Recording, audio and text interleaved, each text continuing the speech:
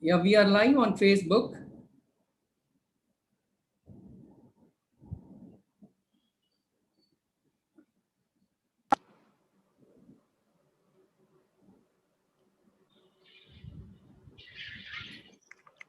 Fine. Just check on YouTube.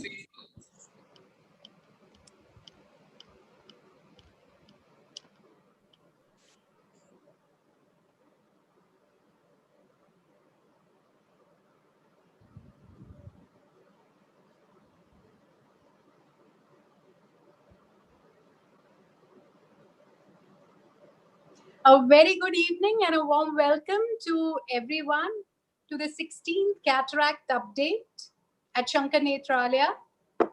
I'm Dr. Shikha Bassi, Deputy Director Neuro-Ophthalmology Services at Nethralaya, heading a branch of Nethralaya at Chennai. And you could say that I like bringing on fruitful discussion on cataract and in neuro-ophthalmology. I've organized a few conferences, national and international, at Nethralaya. I enjoy doing that. I welcome you all to the 16th Cataract Update.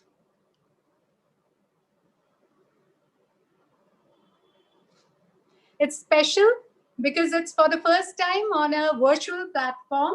And because of that, we've got many international speakers, really honored to have them with us. And most importantly, it is because of the virtual platform, we are able to connect with all of you. It's open to all of you. And it feels amazing to be able to connect with so many ophthalmologists across the world. Friends, we've had 15 cataract updates before this, and the focus has always been on connecting with the audience. For us on this platform, we have always tried to make you before us, where you is the audience. Your each question, your each query is very, very precious to us. And we try to collect the questions before or during the update, and we try to get you the answers from the expert panel. And I think this exercise over the years has really helped in enhancing the skill and knowledge of cataract at Nethralaya. We have tried to maintain the same standard in this webinar also. Friends, some of you have already sent us the questions, and those questions have already been sent to the speakers and the panelists as well. And you might get your answers during the talk itself, if not for sure during the panel discussion. So let's begin today's cataract update, which is divided into three parts. The first part where we discuss a technique, second part where we discuss what's new in technology, and in the third part, an expert comes and tells us how she manages her complications when things go wrong. So before I invite Dr. Richard Koh for the first session, a little brief about the concept of the session. We know that for doing any surgical step, there can be different techniques, and each surgeon becomes an expert by graduating through different techniques. So unless we know different techniques, how are we going to evolve? So today's surgical step that we're going to discuss is the nuclear disassembly. And we have none other than Dr. Richard Koh. Just a moment, I need to share the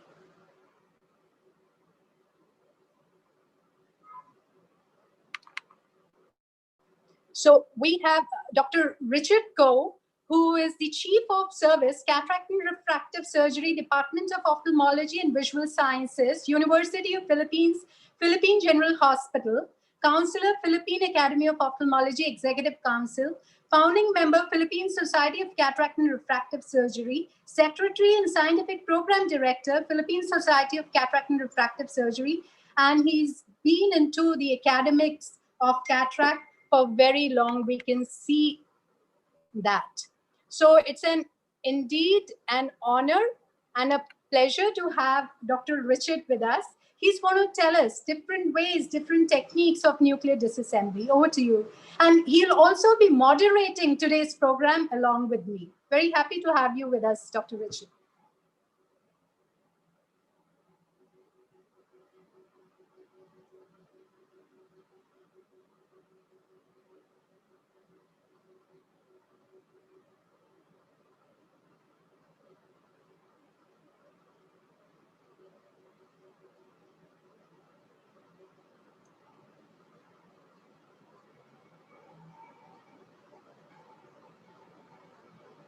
Sudhir, you need to unmute. You have to unmute. We can't hear you.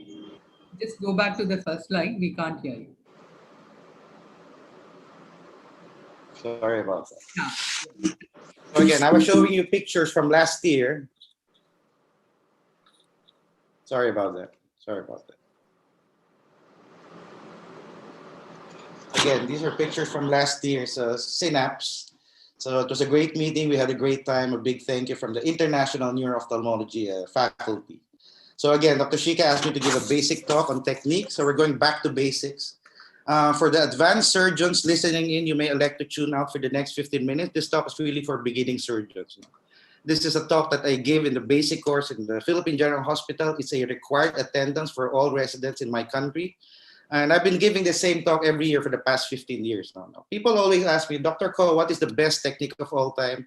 If we're to learn just one phaco technique, which technique should it be? And we always say that the best technique is the technique that works best in your hands, whatever technique that is. For me, it's a technique called the pothole chop. We'll talk about that after we do a review of basic nuclear disassembly.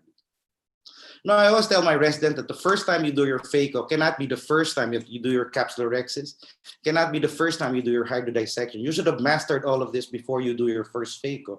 Even something as simple as injecting viscoelastic, beginning surgeons are usually very awkward about this. You do not want to start your surgery with a bad surgical field. You don't want to spend 10 minutes doing your first capsular rhexis on your first phacoemulsification surgery. That's just common sense. So you want to do this as clean as you can. And your end goal is to have a complete rhexis, a freely mobile nucleus, and a clean surgical field. This is how you want to start your phaco. Let's put things in some historical context. Put yourselves in the position of our forefathers when they started phaco in the late 60s and 70s. Everything was done under can opener technique. A lot of you today would be wary about proceeding with the phaco if you did not complete your rhexis. How many of you today will do phaco under BSS without your viscoelastic? I don't think anyone would. And there was practically no power modulation at that time. That time, the machines, you step on step 3, that was 100% phaco 100% of the time. So as you can imagine, this resulted in a lot of failed corneas. So in order to avoid this, they moved away from the cornea, went back into the bag. But then this presented another problem because mostly they ended up with a bolt trapped in a bag. Because at that time, there was no consistent way to disassemble the nucleus.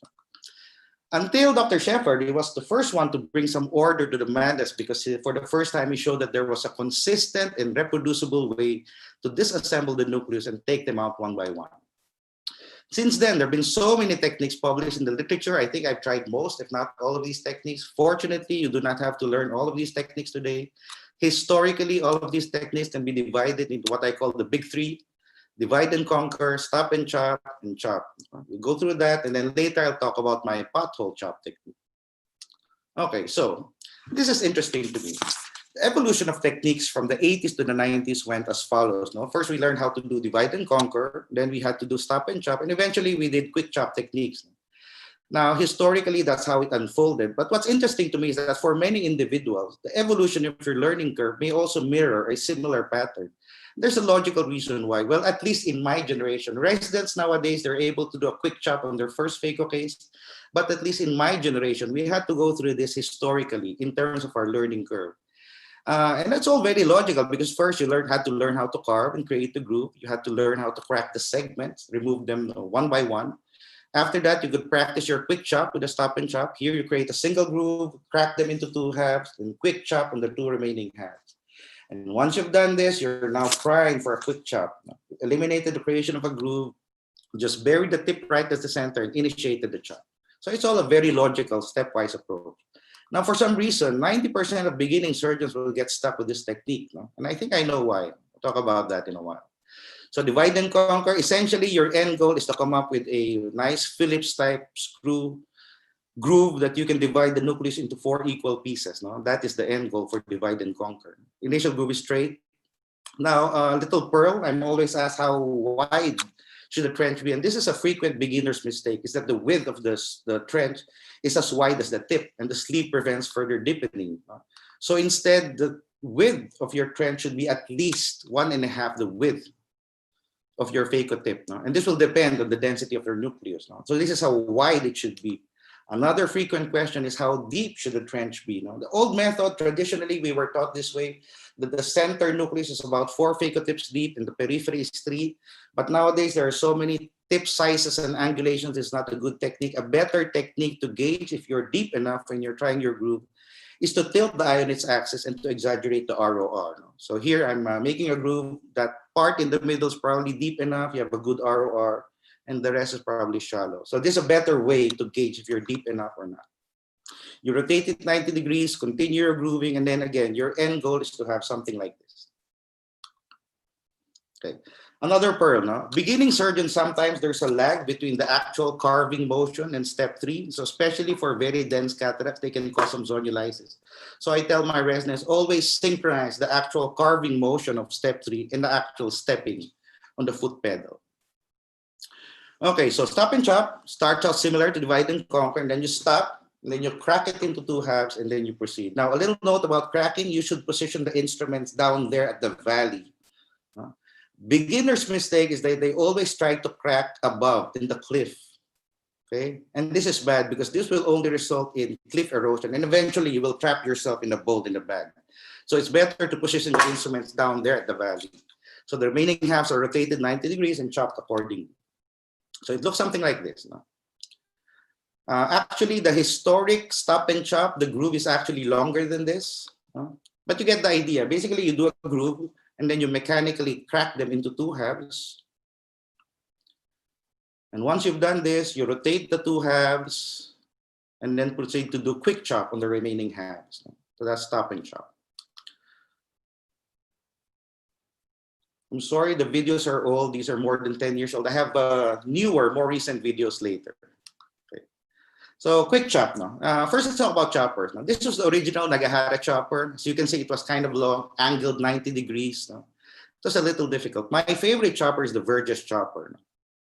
And the problem with the original chopper, they're very long and angled weirdly, is that for beginners, the accident happens when they're able to chop above the rexis. No? It's very difficult to insinuate that chopper under the rexis. You have to tilt it sideways, insinuate it under, and then redirect it vertically. And sometimes it can be very difficult for beginners. No? I don't have any financial interest with the Verge Chopper, but I like it because of the angulation and the bulbous tip.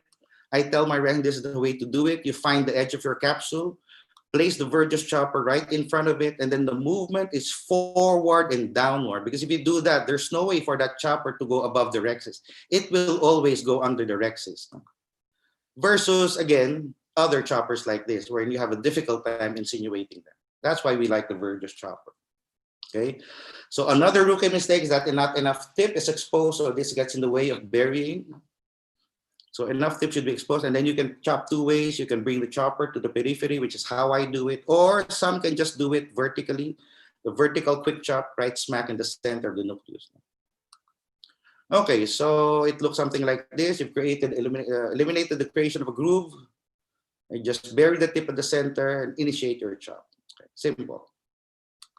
Okay, so again, which is the best technique of all time? Divide and conquer, stop and chop and chop. Now, if you've done 1,000 cases with the divide and conquer, why change? You know, the technique that works best in your hand. For me, it's a pothole chop. But before I talk about that, funny anecdote. No? Last time I talked about this was back in 2012 with Dr. Vasavada. Dr. Vasavada was my first phaco idol. First time I heard him talk 22 years ago in Manila. I talked about the polar cataract, and I talked about pothole chop. But what was funny was that at the end of this very long talk, no, a lot of people in the audience asked me, Dr. Ko, what the hell is a pothole? You know, potholes are everywhere in both our countries. They line our roadways. That's a pothole. No? Sometimes there's even a literal plant in the middle of the road. So that's a pothole. You understand why I call this the pothole chop. So it's not really a new technique. I'm sure somebody's reported this, a variation of this before, but what I like about this is that does not require gifted hand, does not require a lot of knowledge of fluidics, does not require high-end phaco machine, consistently reproducible even for beginners, probably good enough for 95% of the cataracts they will encounter. I thought about this many years ago. I was trying to find a way to teach a quick chop to my residents.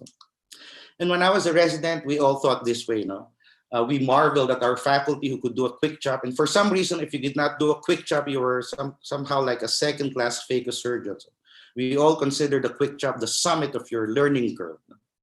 But this is something we have to all accept. Not all surgeons are created equally, and not all surgeons will be able to perform the quick chop consistently every time. Because of so many reasons, there's a lot of multitasking. For the beginning surgeons, there's difficulty. How do I maintain hold of the nucleus? I'm trying to hold it. My hands are shaking, disengaged. I'm having problems with my right foot with the phaco pedal. Microscope blurs. My left foot in the pedal is having a difficult time. There's all sorts of difficulties. The reason is that the quick chop requires a few seconds of four-limb surgery. That's the hardest part, those 1 to 2 seconds it takes to initiate, to bury the tip and initiate your chop. I call this the hyperadrenaline moment. Again, this is the problem. By the time you disengage, but by the time you bring your chopper to the periphery, the phaco tip is disengaged. Because of this, it requires four-limb surgery. My generation, we were all trained to do two-limb surgery, and now we're asking residents to use all four limbs to do surgery. And sometimes beginning surgeons will hang during surgery. It can be very difficult. So again, this is the problem. By the time you bring the chopper to the periphery, you lose hold. So many years ago, I thought, how can I make this easier? Thought about this, you just create a small pothole. Take note, you're not creating a classic groove, just a pothole. It's not long, it's not deep. And the crucial part of the pothole is the inner, the front border, which should be a little vertical. So instead of doing this with your quick chop, you can eliminate this hyperadrenaline moment by creating a small pothole in the center. Place your phaco tip in the center, bring your chopper to the periphery, and then bring them together, initiate the chop. Very simple. And you have easy tip occlusion immediately. They're in a lock and key configuration, better counterfeit for counter pressure. Again, the front border is the crucial part when you're initiating the chop. And then with this spot, you don't really need to bury it deep to achieve and maintain a good hold in the nucleus. So it looks something like this. So you create a small pothole in the center. Again, it's not deep, it's not long. Just create it there. Then it's a perfect fit for the, if you're using the Ozil. Notice again, the burying need not be deep to achieve and maintain a good hold. Vacuum settings need not be that high. Rotate it and do a similar chop. One more time, a denser cataract this time. This is an NO5. Again, I create a small pothole in the center, and that small pothole can actually be all the difference in the world, rather than burying it on a flat surface.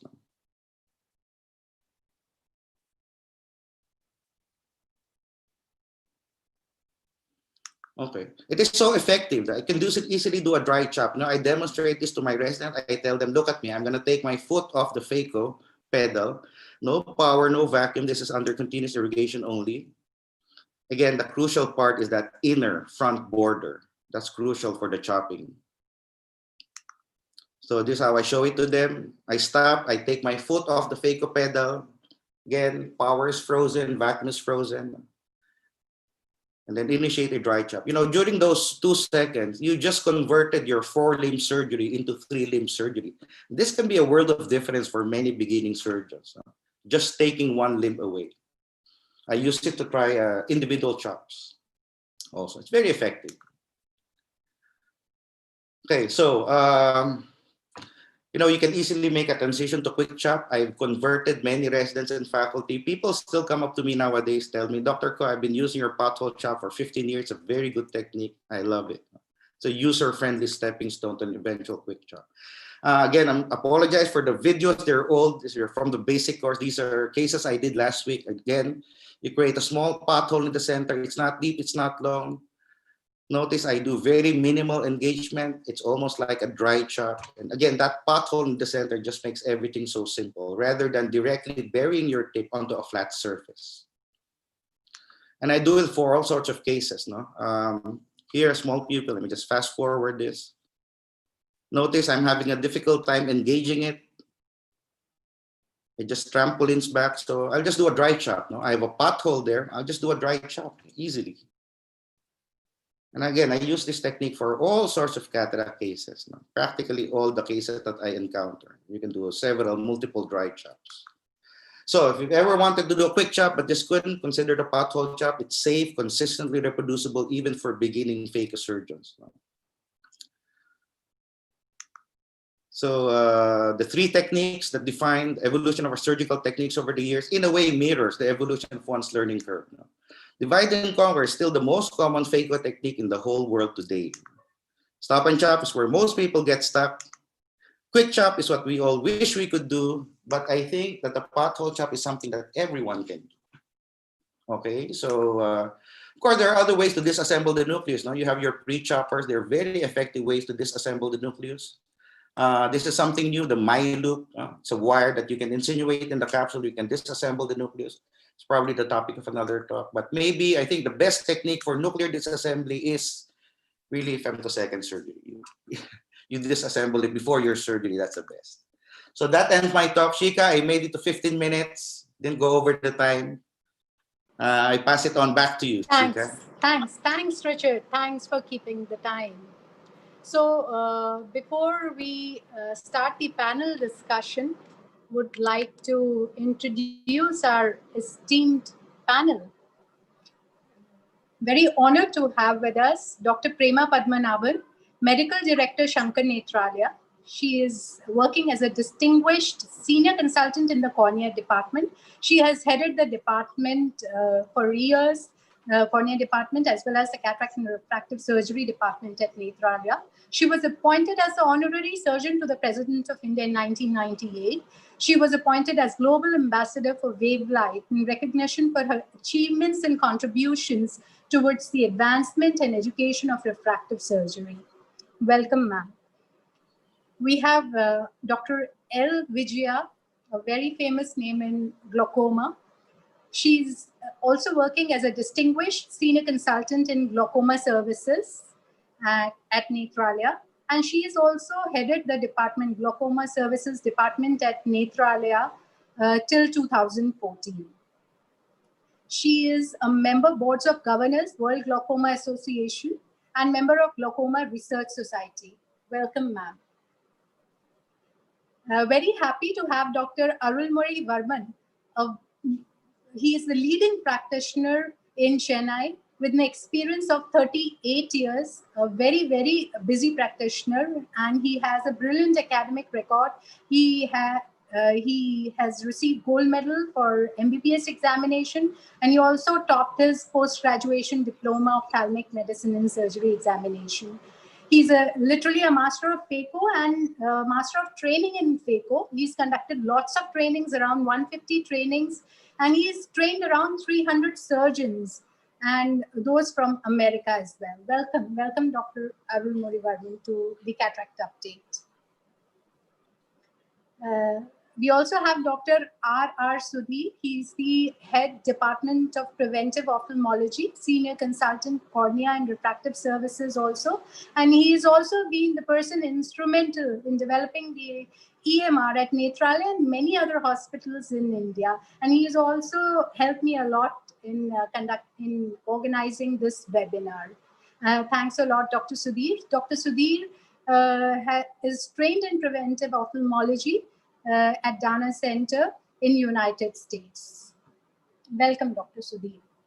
Thank you, Shika. We also have Dr. Vineet Ratra, Senior Consultant, Sankara Nethralaya, and he has served as the Head of Department of Ophthalmology at Apollo Hospitals, Colombo. He's also worked as a Senior Consultant, International Faculty at Seymour Hospital with Dr. Dennis Lam at Dennis Lam Eye Hospital for a year. He's a very meticulous surgeon. Glad to have you with us on Update, Vineet. So with that, let's begin the panel discussion.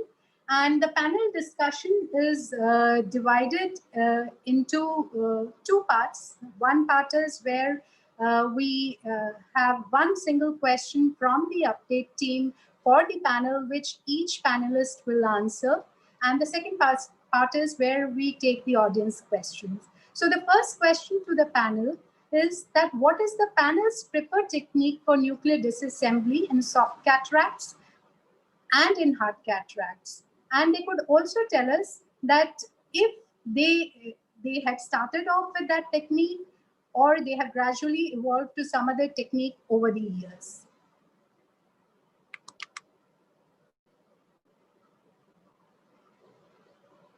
So probably we can begin with Dr. Prema. I think everybody will have to unmute themselves. Request the panel to unmute themselves. Thank you, Shikha. Richard, that was a very, very well constructed presentation. I almost felt as though I was going through those steps with you. And that's exactly how I think most of us graduate through as the techniques have evolved. To answer Shikha's question about soft cataracts and hard cataracts, when they're very soft cataracts, almost like a traumatic cataract in a young individual, or a refractive lens exchange where there is hardly any nuclear material, just an irrigation aspiration is often sufficient. The soft cataracts in some ways can actually be a bigger challenge because you have these cataracts where there is a lot of cortico-capsular adhesions. These are the difficult ones to tackle because these don't rotate. They are stuck to the capsule, and each time you try and engage and pull, you're actually exerting the pull on the capsule and the zonules. So these, to my mind, remain a challenge even for experienced surgeons. And so it's very important, to every step in phacosurgery makes the next step easier. So a good rhexis, which is what Richard was saying, you have no business to start phaco if that was the first time you're doing a rhexis, or that was the first time you're doing a hydro procedure. To learn the importance of creating that wave of fluid between the capsule and the cortex makes subsequent nucleus disassembly much simpler. And this is particularly difficult when there are cortico-capsular adhesions. Sometimes you may need viscoelastic to cleave that. So it is a cleaving dissection that has to separate them. In spite of it, sometimes it can be difficult. So to literally suck each portion when you don't have enough purchase to do a divide and conquer can be a dangerous situation you're in. As the nucleus progresses enough to allow you to do that 4-quadrant, that's probably the ideal kind of cataract for a beginner to feel comfortable. And as you get harder, I continue to do a technique which I didn't have a name for, but I was quite struck by the pothole concept. And this is, I used to think of it as a crater, but the pothole is more picturesque. So to create that, to debulk the nucleus in the center and to create these vertical cliffs against which your phaco probe can go and engage makes the chopping much more simple. And using the torsional phaco in hard cataracts makes it more effective for each stroke of the phaco. A torsional movement effectively removes more nuclear material than a linear phaco.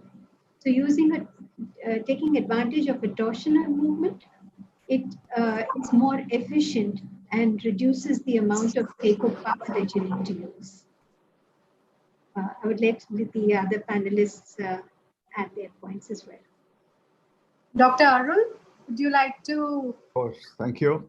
Dr. Ko, I follow almost exactly what Dr. Ko said. he calls it the pothole, or the Prema calls it the crater.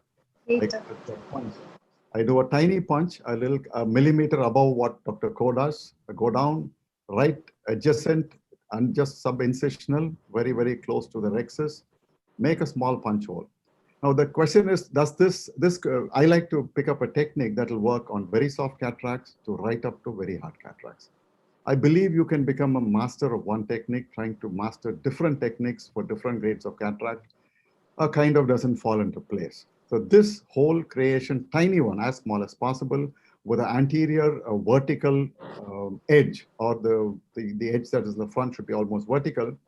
The only difference you would do is that, like he said, if it's a soft cataract, you do a dry chop, meaning you don't engage with too much of phaco energy or no phaco energy at all.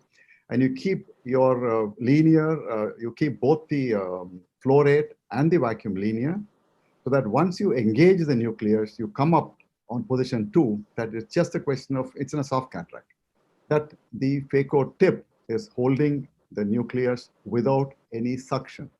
So you don't really break up the soft nucleus. And then I do a central chop. Dr. Ko does a peripheral chop. So you can chop any grade of cataract very safely with this technique.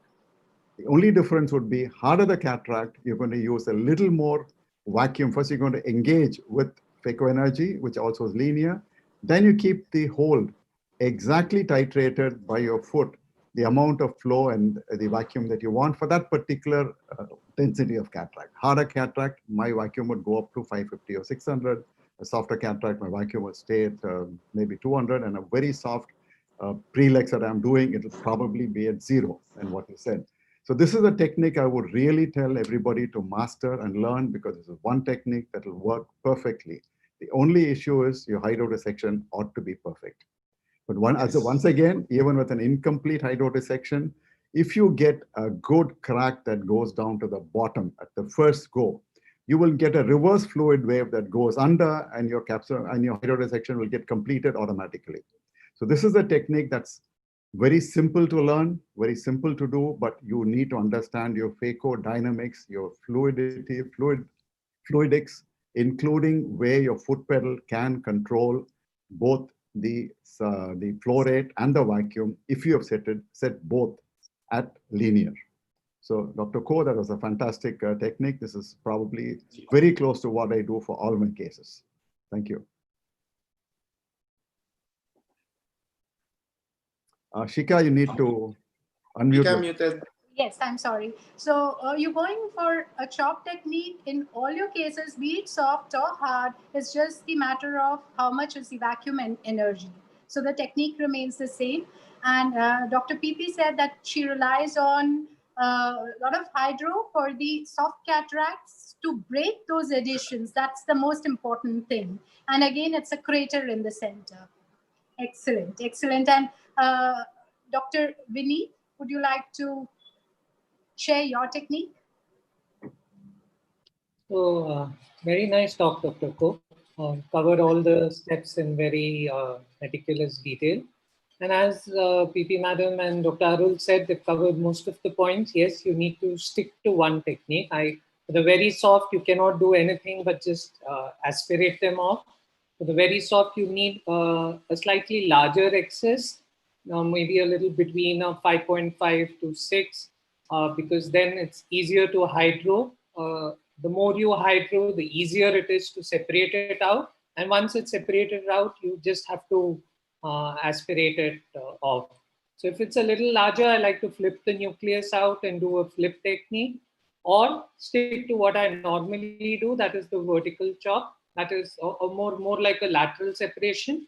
I don't make a crater. I start a little superior, and I try to go right into the depth of the central nucleus.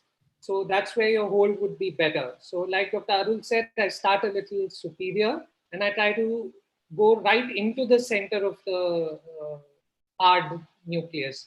So that's where you're going to hold well, and that's where, when I go with a sharp chopper, it's easier to laterally just separate it. You wouldn't even call it a chop, because a chop would be, it's more a lateral separation than a chop for the harder. If it doesn't, then yes, I would then make a crater. or try and separate just the central nucleolus from the the endonucleus from all the nucleus, the epinuclear around, and remove the central part, and then pull each part towards the center and chop it. So it would be probably a mixture of a vertical and a part of I don't take my sharp chopper to the periphery, but I would hold the nuclear pieces, get them towards the center, and then separate them. So I do them all where I can see it. I'm always more comfortable seeing what I'm doing. So I prefer to pull it in and do it than just putting it, just going behind and getting it to chop.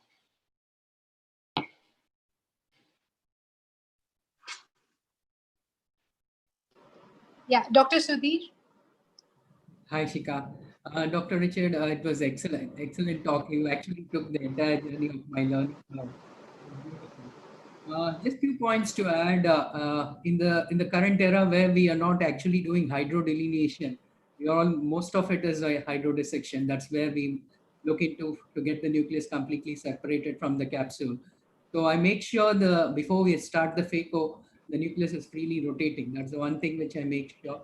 And in very soft cataracts, that is where I try doing hydrodelineation, because I can get the entire central core free, and it can even doesn't require much of chopping. You can just have it in either as a single piece or into two hemi nucleus and get it out. And in a hard nucleus, the most important thing which for all the beginners, or I do a hemi-nucleus first. I do a central sculpting and then crack it into two pieces and then do a chop, multiple chops, six or eight, depending on how hard the nucleus is. And if the nucleus is very hard, I try to keep a rexus little bigger.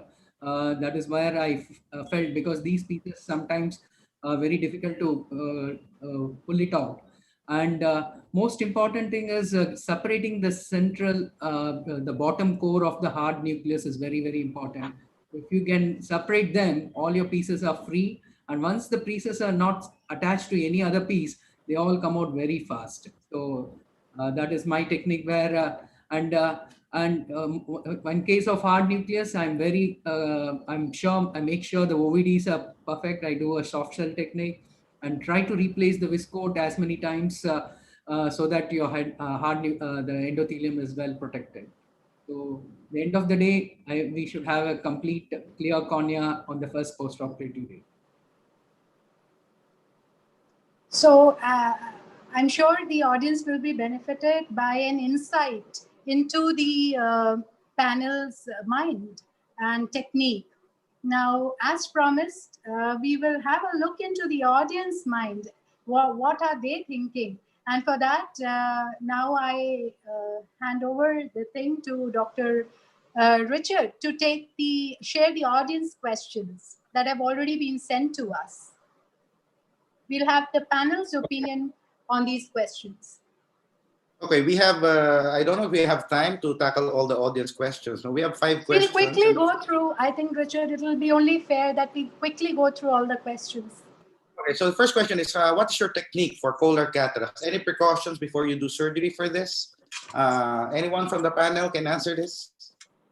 Can I take the lead? Yes. Yes, yeah.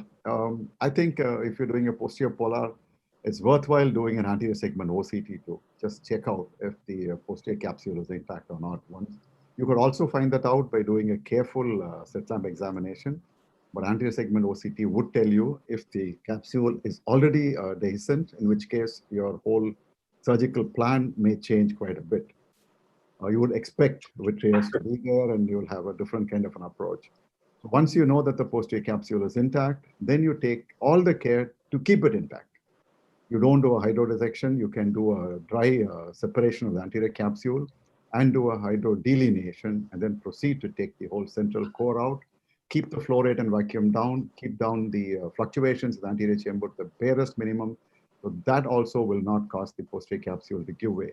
If you were ever to come out of the eye with the irrigation, stay there, put in viscoelastic, reform the chamber, then come out.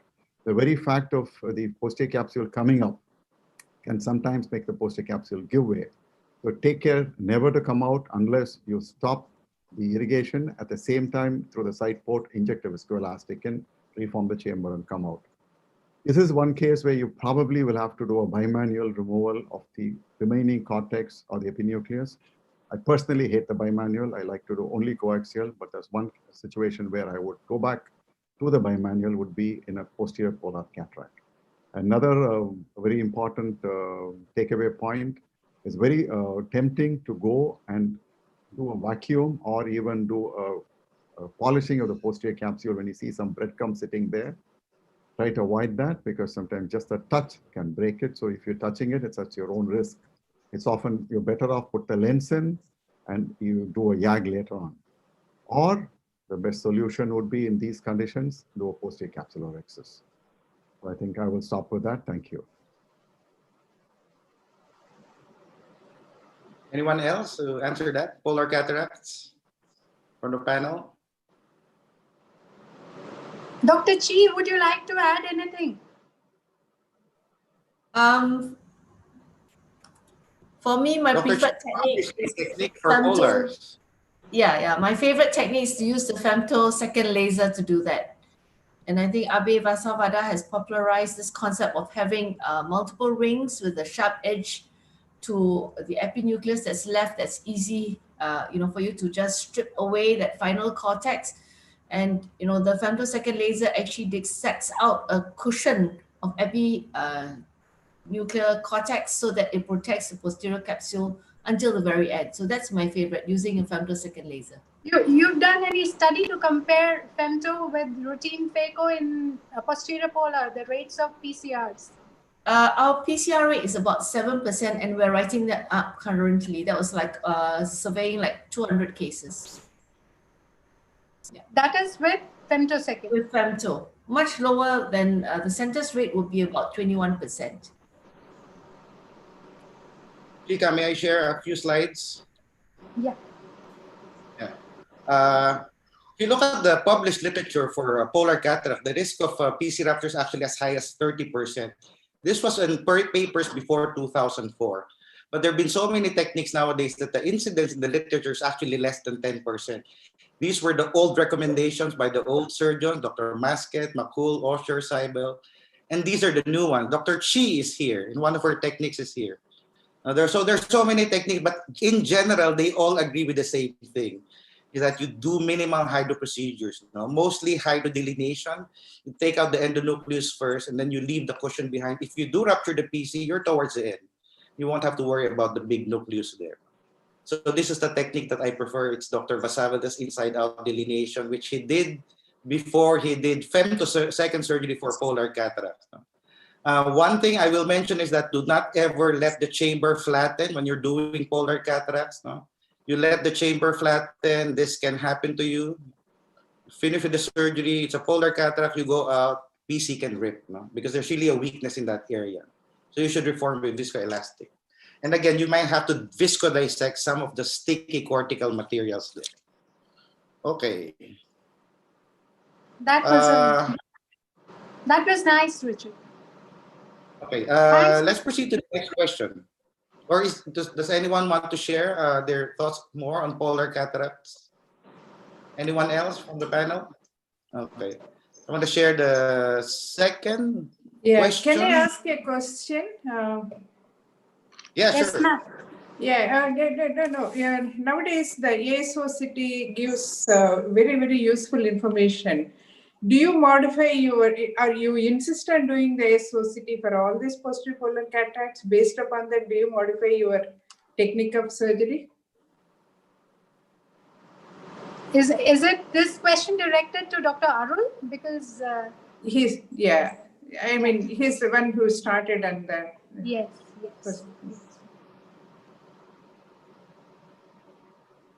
Dr. Arul? Dr. Arul? It's okay. Anyone can, people who have access to it and who use it routinely. I think Ruth wants to say something. I have one remark about the OCT. So the OCT will show you if there is a perforation already of the capsule. So then you know you're in a bad way, in a sense. But if it's complete on the OCT, it will not tell you how strong that capsule is locally. So I think you're still at risk. So I'm not so sure if it's like a corona test, right? If it's positive, then there's a hole, and if it's negative, you don't know. And that's basically, I think, that we should keep in mind. We still will need to be careful. Okay, thank you. So I think we can proceed to the next one in the interest of time. Yeah. And the next question for the audience is this. What is the role of phaco-dynamics and phaco-modulation in high-volume surgery? This question is from Dr. Kumar. Anyone from the panel can answer this question?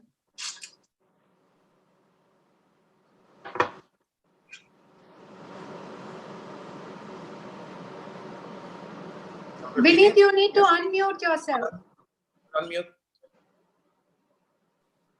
I can take that. So that's an interesting question.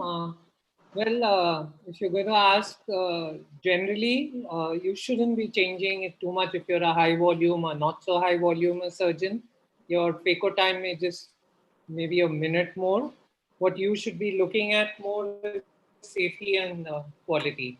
So if you're looking at your phaco dynamics, you basically have to understand that there is ultrasound energy and there is fluidics. So your ultrasound energy would depend on your power.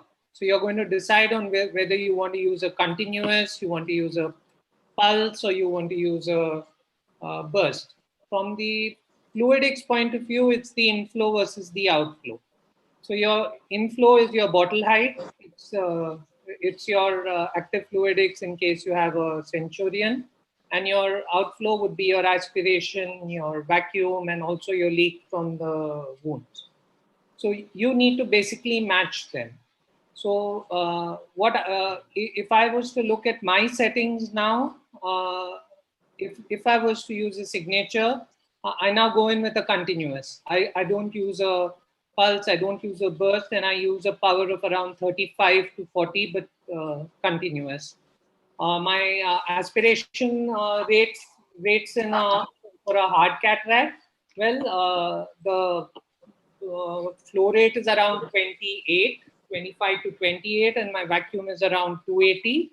This is in a signature, and if I was to use a centurion, we are spoiled for choices. We have both. So then in a hard cataract, I would, instead of just keeping the IP on, I like to have my longitudinal on, keep it around just a minimum 10 so that it doesn't get blocked. I use burst, and I use around 60 energy, vacuum of 400, IOP of around 40, and an aspiration of around 20, 25 or so. So I like to use low parameters. It's not going to make your surgery speed too much difference. So if you have even 20, 25 surgeries, you may spend a minute or so more. I wouldn't worry so much about whether you're a high volume or a low volume, but look more at safety and how good your eye and quality and how good your eye looks the next day. You are a high volume surgeon, Vineet. I can vouch for that. He does quite a few number of surgeries, finishes COT like very fast. So I'll go by what you're saying. So it's not about. I too agree with it. It's not about the settings. If you've goofed up one case, then the whole list goes. So I think it's better to be safe and whatever you're comfortable with. Okay, again, in the interest of time, we should proceed. The third question is something that's very in tune with current times. Phaco surgery in corona times, are there precautions to be taken? Panel?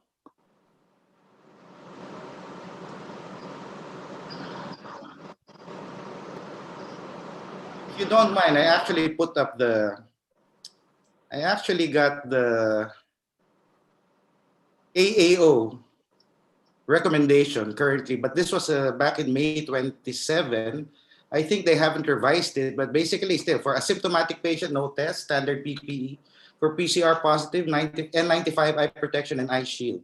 So these are the current recommendations. I think we still don't know if the virus is present in the anterior chamber. There was a technique before that they said you can put some viscoelastic and some BSS in the wound so that when it's aerosolized, you're actually aerosolizing that BSS and that viscoelastic instead of the patient's aqueous. No? So I think this is not established yet, but I think it's just standard precautions for this. Okay, but the other panels, if you have any further precautions for surgery during COVID, anything unusual? I actually Yes, live in a please share. country in which we do not believe in protecting ourselves. I'm not part of this deal, but I live here.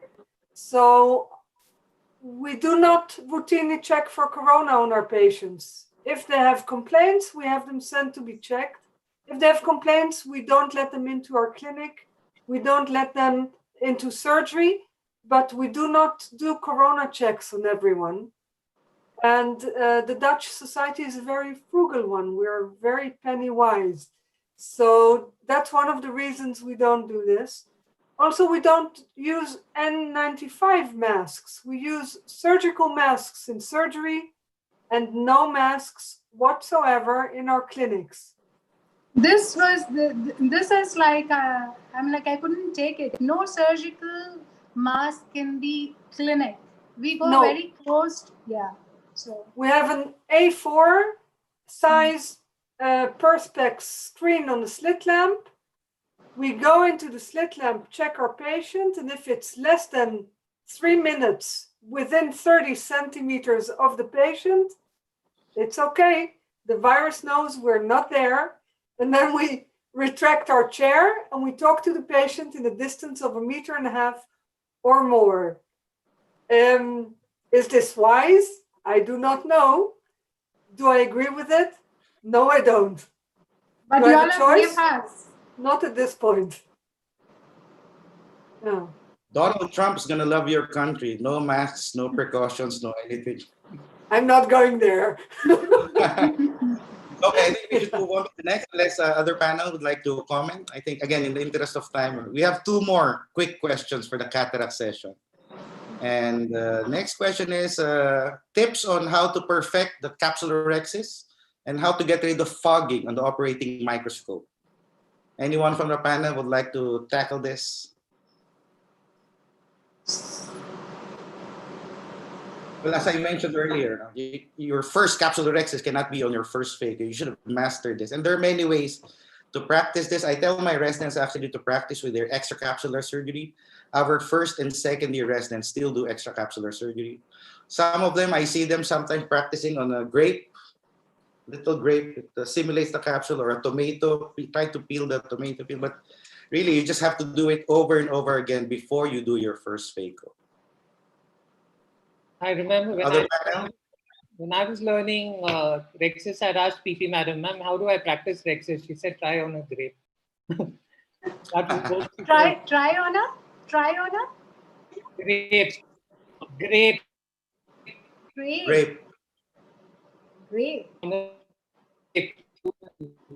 And you did. Yeah, you can also use the. So yeah, I have a few. You can also use the cellophane. I have a few points. So you stick it on a. Hello.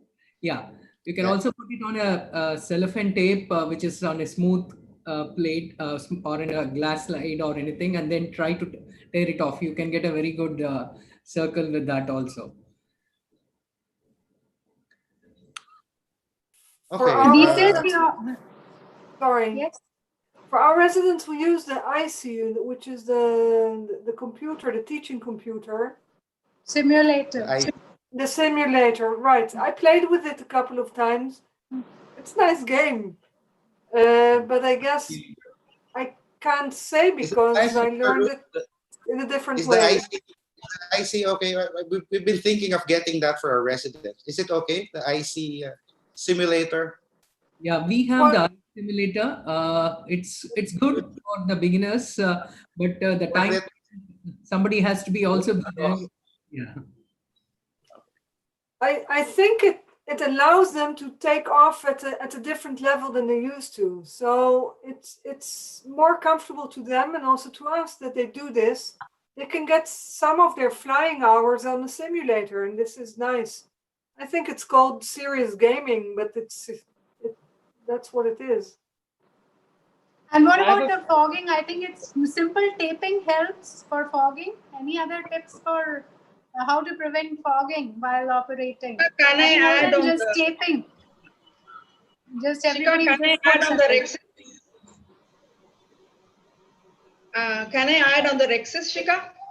Yeah, yeah, please. Hello. I have learned my FECO in the FECO training program offered by Sankara Nethralaya. There we were routinely trained initially using goat eye for Rexis. So that was a very, very nice natural simulation sort of a thing. I just wanted to add that. That's one way. Yeah, wet labs. So this is how, you know, from grapes to the goat's eye, cellophane paper and goat's eye, and then now we have simulators. This has been the evolution of learning ACC. And the last question, Richard, you have one more question, or we're done with this session? The last question is this. It's how to handle brown cataract in small pupil. Again, anyone in the panel can answer this. Yeah, I can take that. So small pupil, well, there are basically two types of small pupils. You either have a rigid or a elastic. A rigid one, you'll need to, it doesn't stretch, so you'll need to expand it. You'll need to either use the Kuglin hooks, or you need to use the sphincterotomies. I used to use the Kuglin hooks, but now I prefer the sphincterotomies. And once I do the sphincterotomies, they become the elastic or the flaccid pupils. So the flaccid pupils, well, you need to handle them three ways. You could either use viscoelastic, that is the viscoadaptive, that is or the dispersive. What my preferable choice is Suven's fantastic innovation, the BX ring, which is just around 0.075 millimeters thick, or you could use the iris hooks. I prefer the BHEX. Even after I stretch or I do the sphincterotomies, I put the BHEX. It keeps the pupil to around 6. It inserts through the main incision, very easy to insert, very easy to remove. And it's only a point of putting the left side in. So once you learn how to do that, it's very, very simple. The other is the iris hooks, which you could use the nylon ones, where you need multiple stab incisions. I use the 26 gauge. It has its advantages that say you want the pupil to be dilated only in one quadrant. You could just stretch it downwards and decide in that quadrant where you want to put it. But what the iris hooks does is it tends the iris up. So you need to be careful that you don't take when you're putting your instruments in, you need to avoid the iris. So if you're doing it superiorly, you'll need one hook sub-incisional, not through the port, but sub-incisional, so that the iris is pulled behind your entry point of the section so that it doesn't take the iris with it. So it takes both have their advantages. The dilatation is probably a little more with the iris hooks. But finally, if you're looking at cosmesis, you're looking at how the pupil is reacting, it does look much better and looks much better with the ring, the BHEX which Suven has made. For the hard cataracts, well, we've already discussed, there's nothing more to add for the hard cataracts. Once the pupil is adequately dilated, you just need to do the technique which you're most comfortable with. Thank you, Dr. Vinit. Anyone else from the panel would like to make a comment? If not, we're going to end this session. We're about 25 minutes behind. So if none, we'll formally end the first session. Let's proceed to the second session immediately. This is a session on techniques. And we have two speakers actually for this session. Let me just pull up their...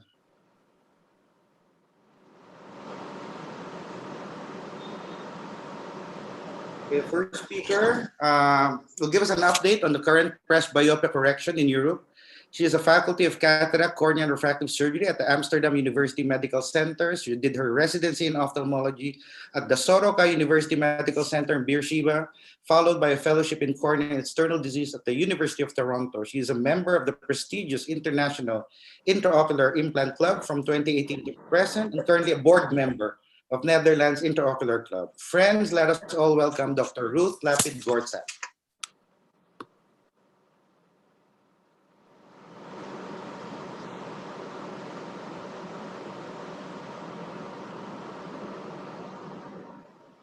Ruth, you'll have to unmute yourself. Ruth, mute. I'm unmuting myself. I'm trying to share my screen. There it is.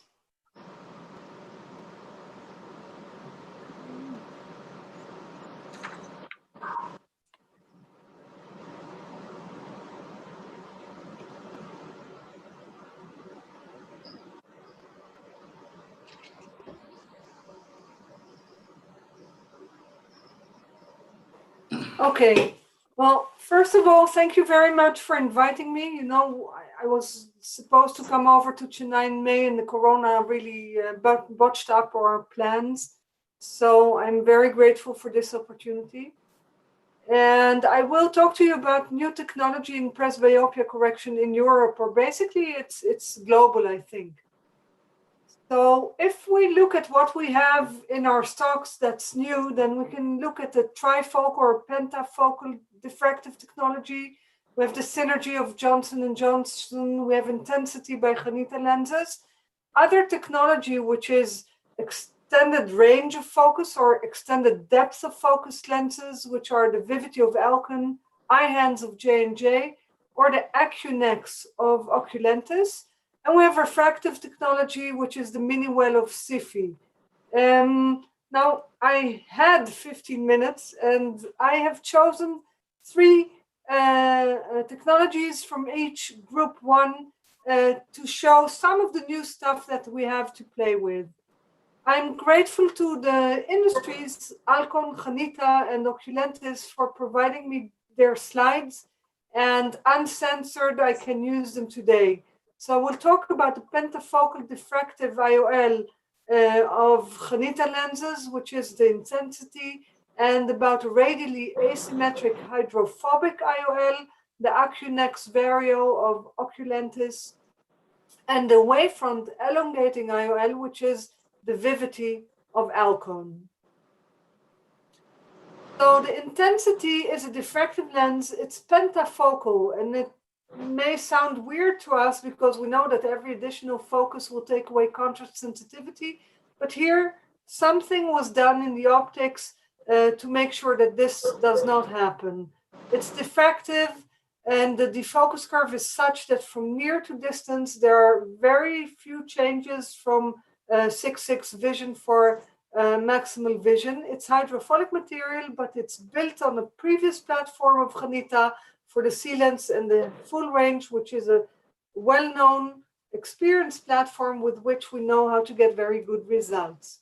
So the overview is, this is a new generation, and it uses dynamic light utilization. It's based on the Gershberg-Sexton algorithm, and it makes sure that the light is distributed from different foci to the next focus, and so it's actually reused. I'm calling it recyclable light. I'm not sure this is true, but this is what it is in my mind.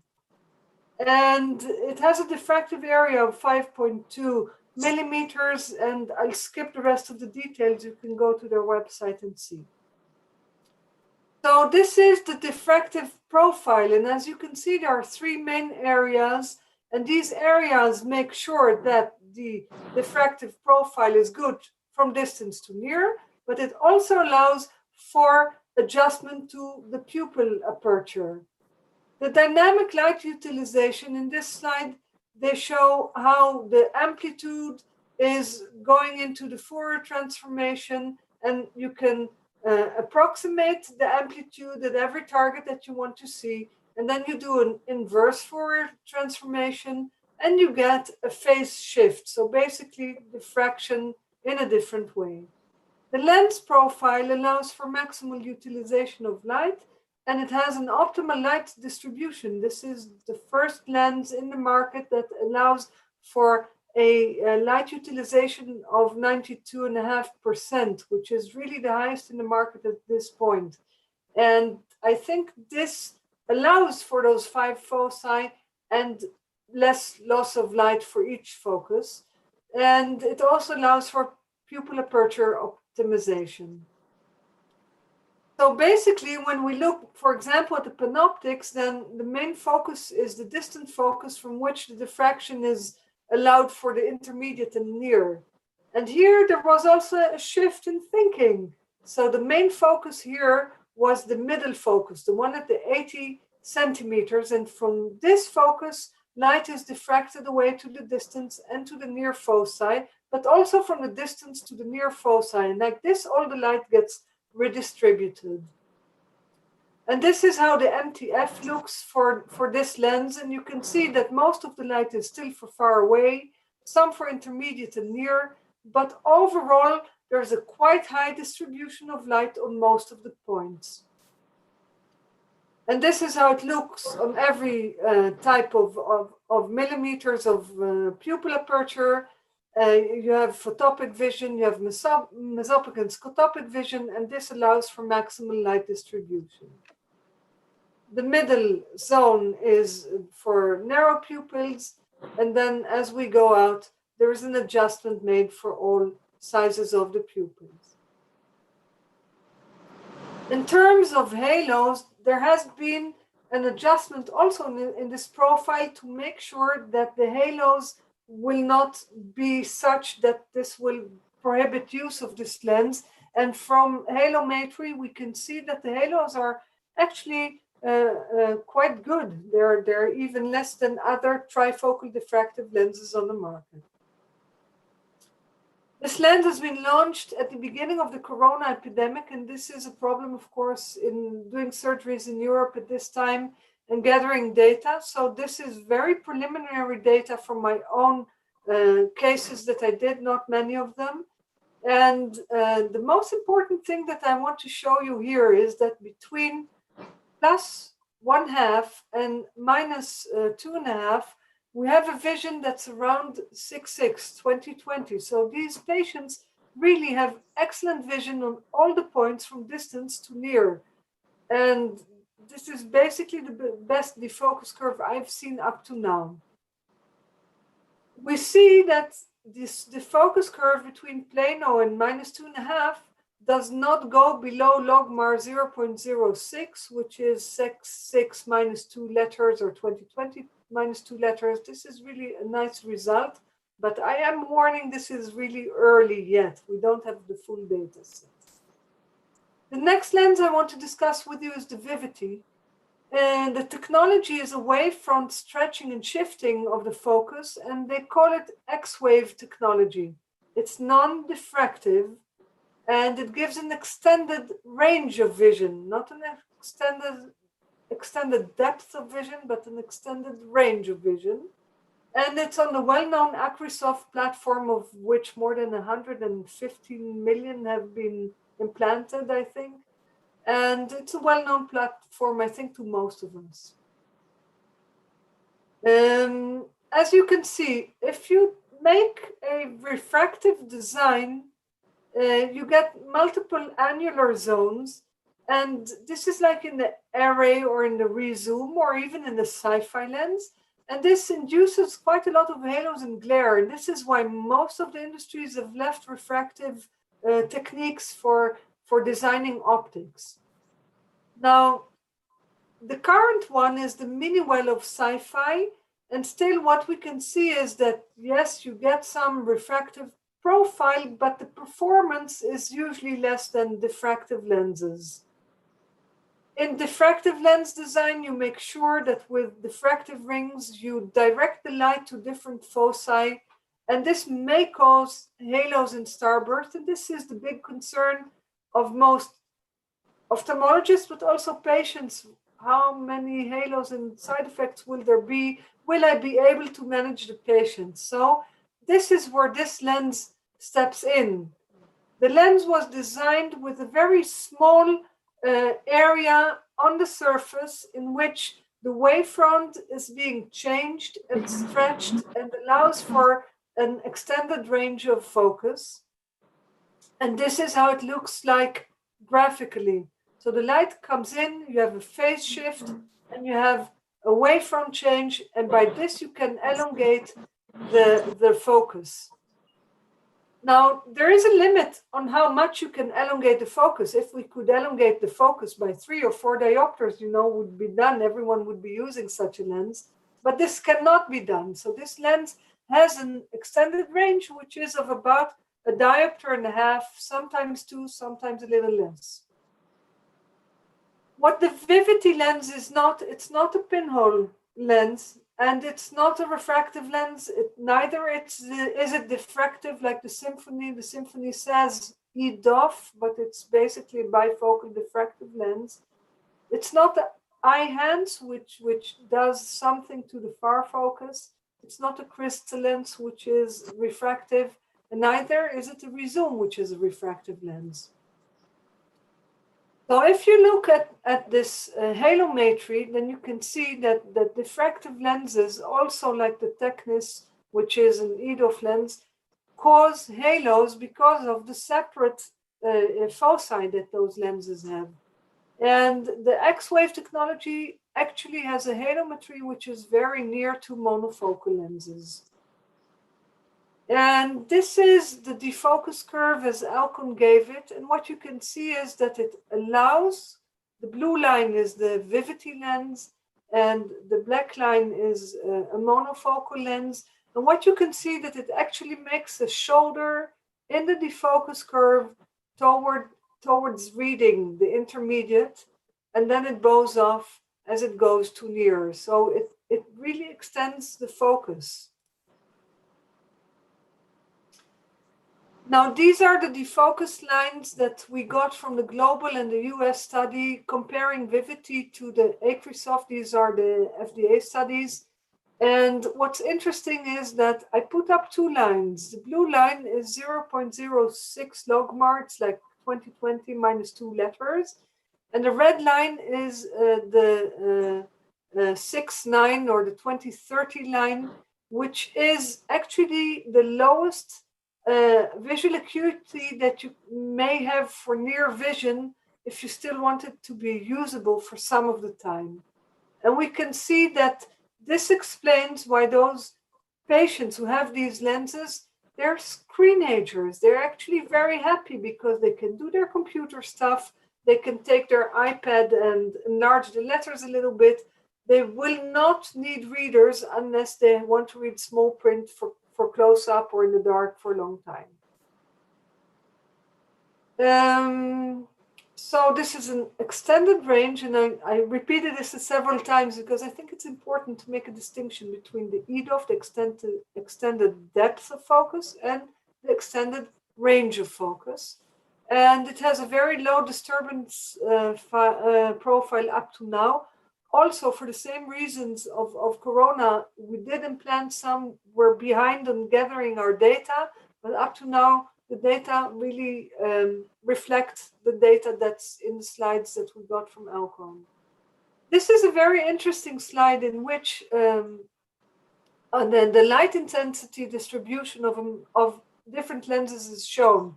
So in the Acrisoft, you can see that there is one focus for the distance. And here in the Symphony, which is the extended depth of focus, but basically diffractive bifocal IOL, we can see 2 distinct foci. The Lara is the same with the secondary focus around the intermediate. So it's a mini trifocal IOL for the intermediate, I think.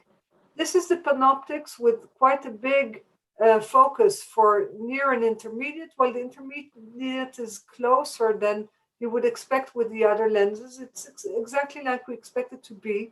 And here you can see the Vivity, in which really the focus was taken out and stretched over longer area. So the basis is the Acrisoft lens, and you stretch and you shift it, you don't split the focus, and then you get the Vivity lens. And you can centrally see a small a knob or a small area where the wavefront technology is sitting. So in principle, this is supposed to give less photopic side effects. And from the first data, we know that this works.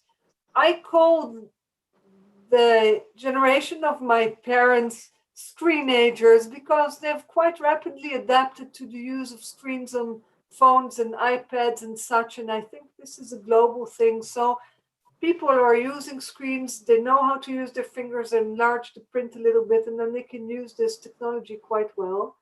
It's for the more sensitive patients, patients in which you think that they will come back with neuroadaptation issues if you do a really multifocal IOL. And for those who may have other trouble, I think that it's still a dilemma. What do I do with a young person who wants a refractive lens exchange and who has a cornea of about 600 microns, and you can see that the endothelial cells are not up to standard, but they don't really have Fuchs yet. So I think that in this case, you may want to give another option, which is not a complete freedom from glasses, but it's a quite good option. The last lens I would like to discuss is the Accunex Vario of Oculentis. Basically, we know this lens already for more than 10 years, so this technology is not very near, but here, two different technologies that we know got married. We have a hydrophobic lens, which is the same material, the W60R material of, we know it from Invista and from the Santen IOLs. It's a very nice hydrophobic material. And this was married to the platform of the hydrophilic comfort lens. It's radially asymmetric.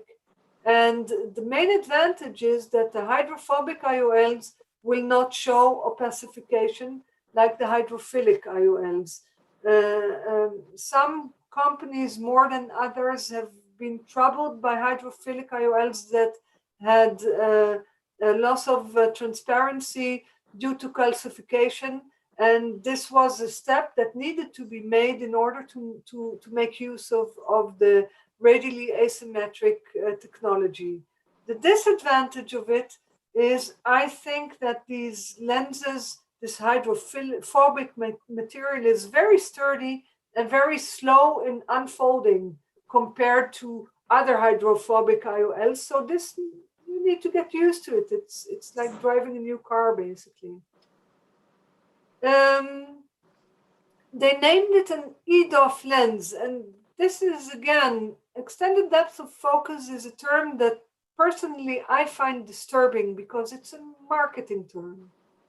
Like the Technis lens, the Symphony is not an extended depth of focus. It's basically a diffractive bifocal IOL.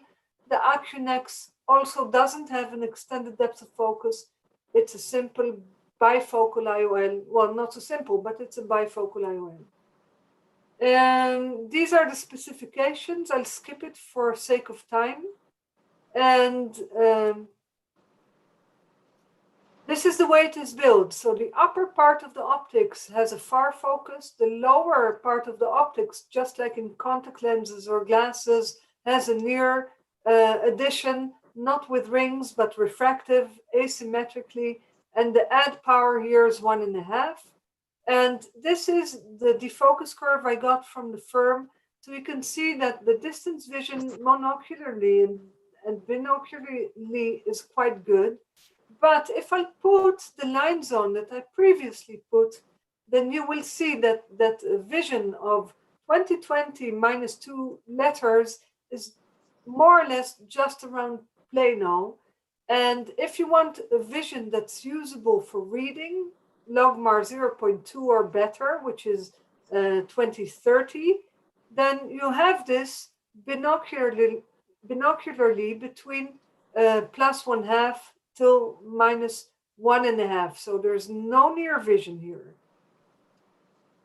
I want quickly to share something, an idea that we presented already at the ASCRS, and this is how come that we can have some moderation of the near vision and the intermediate vision. And that is because we have an idea that's called the reserve acuity for reading. So every time we read, our reading depends on the size of the print and the distance. And you can have a reserve in this in print size, what I told you about the screenagers. So what we did is we took our study patients, and in this we took the defocus curve of these patients, and we looked at a specific print size. In this case, we took the print size that's necessary for internet browsing. And based on this, we made a defocus curve on which we put the reserve, the QT reserve of logmar 0.1 for the far distance. That's the orange line. And all the area between those two lines is basically the reserve that we have for reading at a specific distance. So the acuity reserve, for example, for the Panoptix lens would be a 0.33 logmar. And we can do this calculation for all kinds of lenses. And basically, we think this is one of the functions that we need in order to better compare different lenses of different companies, because then you can tailor the choice of the multifocal IOL for your patient. I'll skip for the sake of time. But basically, this is the same idea. We compared two lenses here, the Panoptix with the trifocal Lisa, and we showed that both have an acuity reading reserve, but that for the Panoptix, it was better because it's more timed at the near vision. So we have many different types of lenses, and they differ in their optics, and marketing is really rampant. We have to be careful thinkers in order to know what we're dealing with. And what you need to do is you need to check your patient's capabilities and needs. They need to understand what you're going to do before you choose a lens together with them. And you need to know what the mechanism, the material, and the design of the IOL is that you're going to give. And I think that every one of us have to check well what their own results are, because then you can really give your patient a good advice on, you know, I can get to this result, or no, this is something you want, I can't do that. Acuity reserve exists in all lenses, and you can give it a number, but we still have to look at it. Now, from the audience questions that were already sent to me, this is the question I always get: which is the best IOL? Well, that's a difficult question because, you know, most of the multifocal IOLs are really top of the line, high quality, and sometimes it's just a matter of taste. So it's tough to choose, absolutely. So remain close to yourself, make sure that you have your data and that you know what to tell the patient. I don't like the overhyping of new lenses. I think we really need to check well what we're doing, and then we can give a good advice.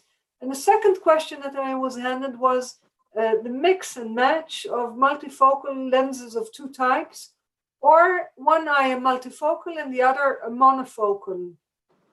Well, I think that human beings are built for symmetry mostly, especially in vision. So unless you have amblyopia, I think that binocularity works best. Micromonovision would be fine, but I do not like mix and match. And if you look at the literature, the literature is really scant. There's very few robust data about this. Most studies are small, biased, the methodology is not okay. So it's not much different from telling someone, well, in my hands, it works perfectly. Yes, I do have patients in which I do it when I have a specific indication. But if not, I prefer to do a bilateral case. And yes, I may do micromonovision. Thank you. Thank you, Ruth, for that awesome talk on overview of presbyopic correcting IOLs currently in the market today. So our next speaker for this session had her medical school training. And hang on, let me just share my screen.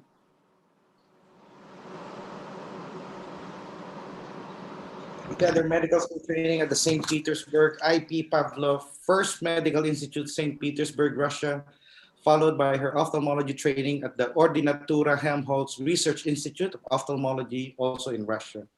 Currently, she is a senior consultant at the cornea department of your institution. She will talk about her experience with the Technics Eye-Hands monofocal IOL. Friends, let us all welcome Dr. Nivedita Narayanan.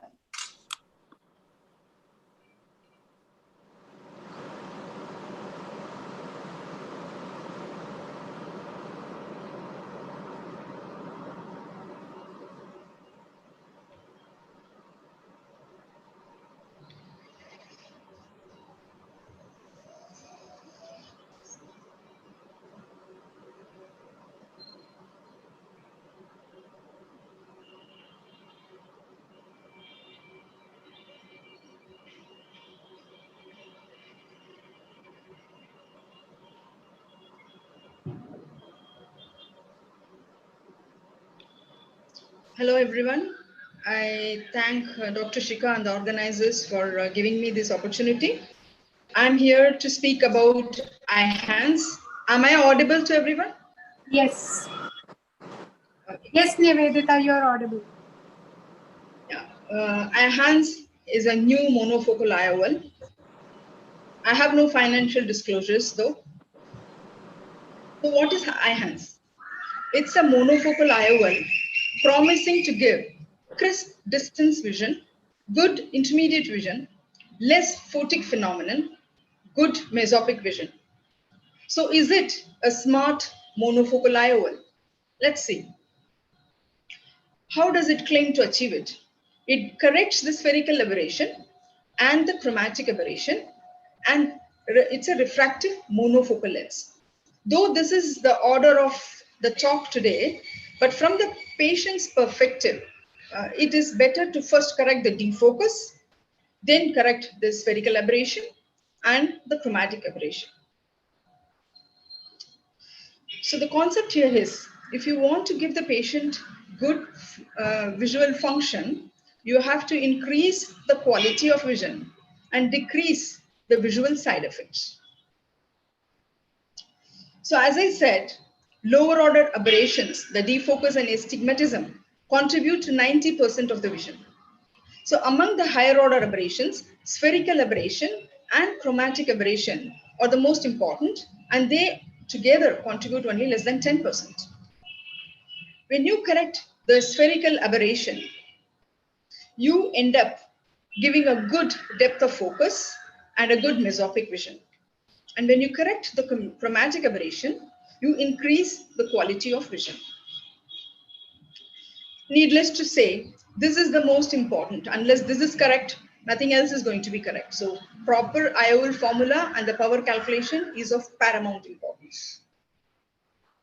Coming to spherical aberration, it occurs because the bending of para-axial rays is different compared to the axial rays in the pupil. So they form variable levels of focus around the retina, forming retinal blur cycle. There are natural ways in which spherical aberration is compensated, like the cornea contributes with its prolate shape. The lens accommodates and compensates. It has variable refractive index with a thicker center and a thinner cortical matter. Also the retina and the cortex with the foveal preference, more elaboration at the visual cortex for the foveal impulses, and dominance of rod's activity in the mesopic condition. So if naturally we have so much of compensation, then why go and correct it? Younger age, less than 40, the corneal aberration is corrected by the negative spherical aberration of the lens. Over the age of 40, cornea remains the same, whereas the lens becomes positive. So when we knock off the lens, there arises the need for correcting it. Different lenses have different aspheric numbers, and when you correct them, like the Technics, which has minus 0.27, you end up getting a good focus, increasing depth of vision, increasing mesopic vision. There is another way in which a spherical aberration can be corrected apart from the asphericity, which is a small aperture optic lens, which can improve that. Coming to chromatic aberration. Chromatic aberration occurs because of different refractive index for different wavelengths. So the longer lengths are bent less and the shorter wavelengths are bent more. We have two types of aberrations. One is the longitudinal, which is axial variability, which is very important for the eye. And the other one is the transverse, which is non-axial variability. So we are not going to look at that. So when you correct, this also has a lot of compensations mechanisms inbuilt in the eye. We can correct chromatic aberration using the IOL in two ways. One is titrating the refractive index of the lens. When the refractive index of the lens is higher, then your chromatic aberration is increased. So by reducing the refractive index, like how is in the Technis platform, the chromatic aberration is reduced. Another way is the Abbe number. Abbe number is the ratio of refractive index of the material to the yellow lens into the difference between that of the blue and the red rays. Technis, by having the right combination of higher Abbe number and low refractive index, brings down the chromatic aberration very well. This is the most important, as I said, correcting the defocus. When you have a monofocal lens, you have just one foci. When you have a diffractive lens multifocal, you can either have two or multiple foci based on the tri or bifocal multifocals. And when you have a refractive lens, you have some sort of an extended depth or elongated depth. There are variable ways in which it is done. This platform of refractive IOL is what is used in the eye-enhanced lens, and this results in an elongated platform where the patient gets the depth of vision. And even if there is a post-op error in the refractive error, the patient is able to manage, and that is also beneficial for the surgeon. You cannot always reach an absolute zero, so that gives a little room for error here. When you look at the lens, it looks exactly like the monofocal eye-enhanced lens look like the monofocal Technis one. Both are hydrophobic.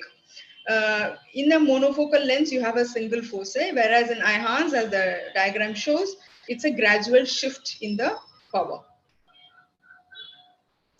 A closer look at the optics, the periphery of both the lens look exactly the same power, whereas the central, there is a gradual shift. In case of a refractive multifocals, you have the zonal change, which is absent in the eye-enhanced. So that reduces the side effects, glare and other things in eye-enhanced. So in a spherical lens like the Sensor, you see the effects are blurred in a larger pupil, 5 mm. With the Technis 1 aspheric lens, the images at 5 mm is better. When both the aberrations are corrected by eye-enhanced, you have even clearer vision. So if you look at the spherical aberration correction, eye-enhanced stands on par with the Technis 1, and spherical Sensor lens is much less. So all of this boils down to good intermediate vision, which is very vital for normal day-to-day activity. If you compare the monofocal in dim light situations, the eye-enhanced definitely seem to be giving a good clarity. Eye-enhanced also seem to be having a lot of benefits compared to multifocal IOL, but it cannot match the multifocal lens with the near vision, for which it has been advised to plan a micro monovision, where you plan in the non-dominant eye a little myopia of 0.5, so that an extended arm length of near vision can be achieved, which is not great, but it is too good for a monofocal lens. So if you look at the wave pattern after passing through the lens for a monofocal and the extended depth of symphony lens is this. And in a multifocal, you have got this way of pattern. I assume eye-enhanced should have a combination of two. I'm not yet sure about that.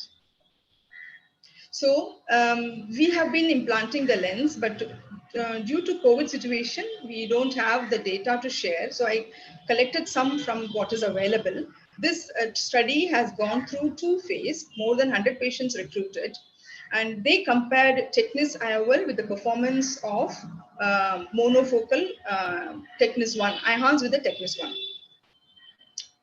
So eye-enhanced seem to be having equal distant visual acuity, both corrected and uncorrected, for the aspheric monofocal lens.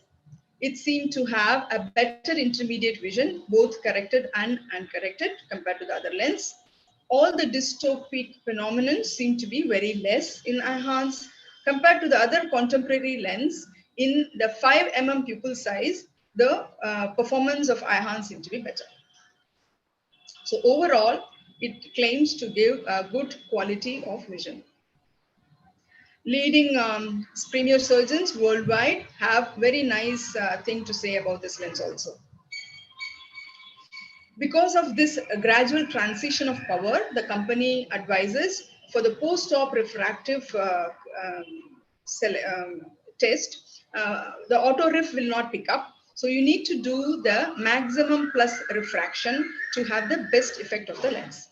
The steps of how to do it is given here by them, where you add a plus 10 to the phoropter and get the patient's vision, which will be not too good. Then gradually you keep adding a minus lens in the steps of 0.25 until the patient's vision is 6 by 6 or 20 by 20. That will, from there you will have the range of the vision. So there is a tall claim by the company, and it is for all of us to try it out and see whether it is really a smart monofocal lens or not. Thank you for listening.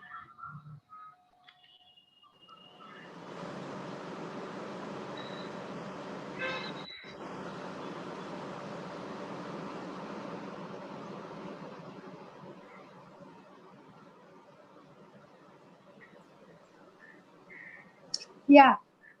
Richard, do you have the common question for the panel there? So I think Richard is going to ask everybody about their choice of multifocal,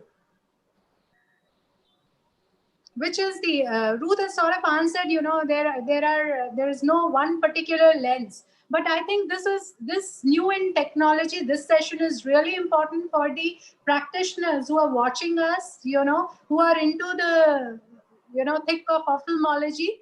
What is new? They're really new in presbyopia management. They're here to, you know, listen to discussions, opinion of the panel on that. We have heard what is, you know, what are the options. These speakers have already told us. And our first question, I think, Richard, would you like to share the slide, or we can just go ahead with the first question from the panel? Wait. We want to know, we understand that there can be no one solution for, you know, presbyopia correction, but what's the, you could put it this way, you know, what moves fast in your clinic if a patient asks for presbyopia correction? In my clinic. Yeah, we can start with Dr. PP. Ma'am, you'll have to unmute yourself. I request all the panelists to unmute themselves. I'm unmuted. So basically, people come to me and they say, I hate those glasses. I don't want to use them anymore. And when people say that, my first choice would be a trifocal or a pentafocal IOL. The pentafocal IOL are not available with the toric correction yet. So if someone has a very low corneal toricity, I will offer them the pentafocal. If they do have a cylinder, and I correct very small cylinders. I've been doing that since they came out, basically. I didn't notice it was special to do so at first. Maybe I should have been awake then. But any toricity has to be done when you're doing multifocal IOL. So we put it in the calculator and then we do this. And depending on how tall the patient is, I will either tell them to take a lens that has an intermediate of 80 centimeters. You know, most of the Dutch people are very tall. So they end up getting a size Aquilisa 839 or 939 lens. And if people are about my height, which is 1.72 m, they get a panoptics, because then the intermediate, you know, the length of your arm just isn't 80 centimeters. So I really try to adjust it to what people do in their lives. If I get someone who was lasered before, then I prefer usually to go with the panoptics, because the calculation, we did a lot of restores in post-laser patients, so we have a lot of experience with calculating those. We also publish that, so that's the preferred way of going. What else do we look at? We look at the cornea, if the cornea is quite normal or not. It depends on many No, factors. my question to you, Ruth, is to the panelists. You tell me which is the most moving. You said you are using panoptics or the pentafocal. Of the two, right? These are the two. That's what you're giving to most of your patients. I use 3 lenses. Which is I the really third do one? a lot of multifocals, so it's a little bit unfair maybe. I do hundreds of them a year. So I do the Zeiss, I do the panoptics, I do the pentafocal. Those are the 3 top lenses that I use. PP ma'am? PP ma'am?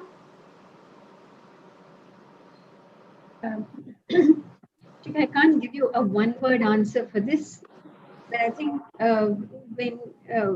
I can't agree more with Dr. Ruth when she says that you need to understand the optics of every lens that you put in. It's not what the manufacturer claims. It's not how the lenses are tested in the optical bench, but how it performs in the human eye, which can be very different. So I think from a surgeon's perspective, it's important to understand the patient's expectation, what the patient expects. The patient needs to understand what not to expect from the lens. True. And I think this will scale down the patient's imagined, vision of the quality of vision that he is likely to have. So he needs to come down to realistic levels of what the quality of vision is going to be. We should never overpromise and underdeliver, especially with such patients. The difficulties in night vision are real. And I think there are 2 important aspects to clinical care when we deal with lenses. The first is, of course, like Ruth said, a very good biometry, because the advantages of these lenses are completely lost if your biometry is not up to the mark. And likewise, when the patient comes back for the final checkup, it's not enough to just test his vision with the Snellen's optotype in bright lit conditions. That's not real life. So for us to understand the performance of the lens, we need to make it a point to measure mesopic vision, low contrast sensitivity, to actually measure the defocus curve. Because even by definition, you cannot call a lens a defocus curve unless it shows a certain amount of a plateau. So for us to even understand the performance of a lens, we need to incorporate all of these into our method, our approach to the patient, and our method of examining these patients. Each lens has its limitations. We need to understand that and transcribe and translate it to the patient. So the convenience of not requiring glasses does come with a cost. So the patient should be prepared for that slight compromise, whatever it be. And for us to understand what that compromise is, we need, as Ruth said, to understand the optics, to understand how it actually performs. So I'm not going to name any lens which is my favorite, or nor can I speak for anyone else in the institution. But I would think this should be our approach, especially when you're using the premium lenses. Elvi ma'am.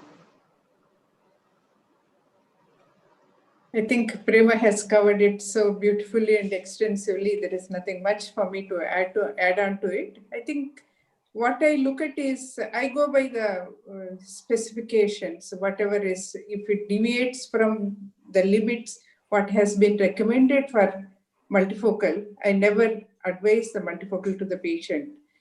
So when it comes to that, I think it narrows down to my indications also. So I look at it just somebody who is mainly indoor and a lady who is comfortable at home, who likes to do her routine activities without glasses, like cooking, and that, at least in Indian scenario, that's the most difficult situation, is to wear glasses and work in the kitchen, especially in Chennai.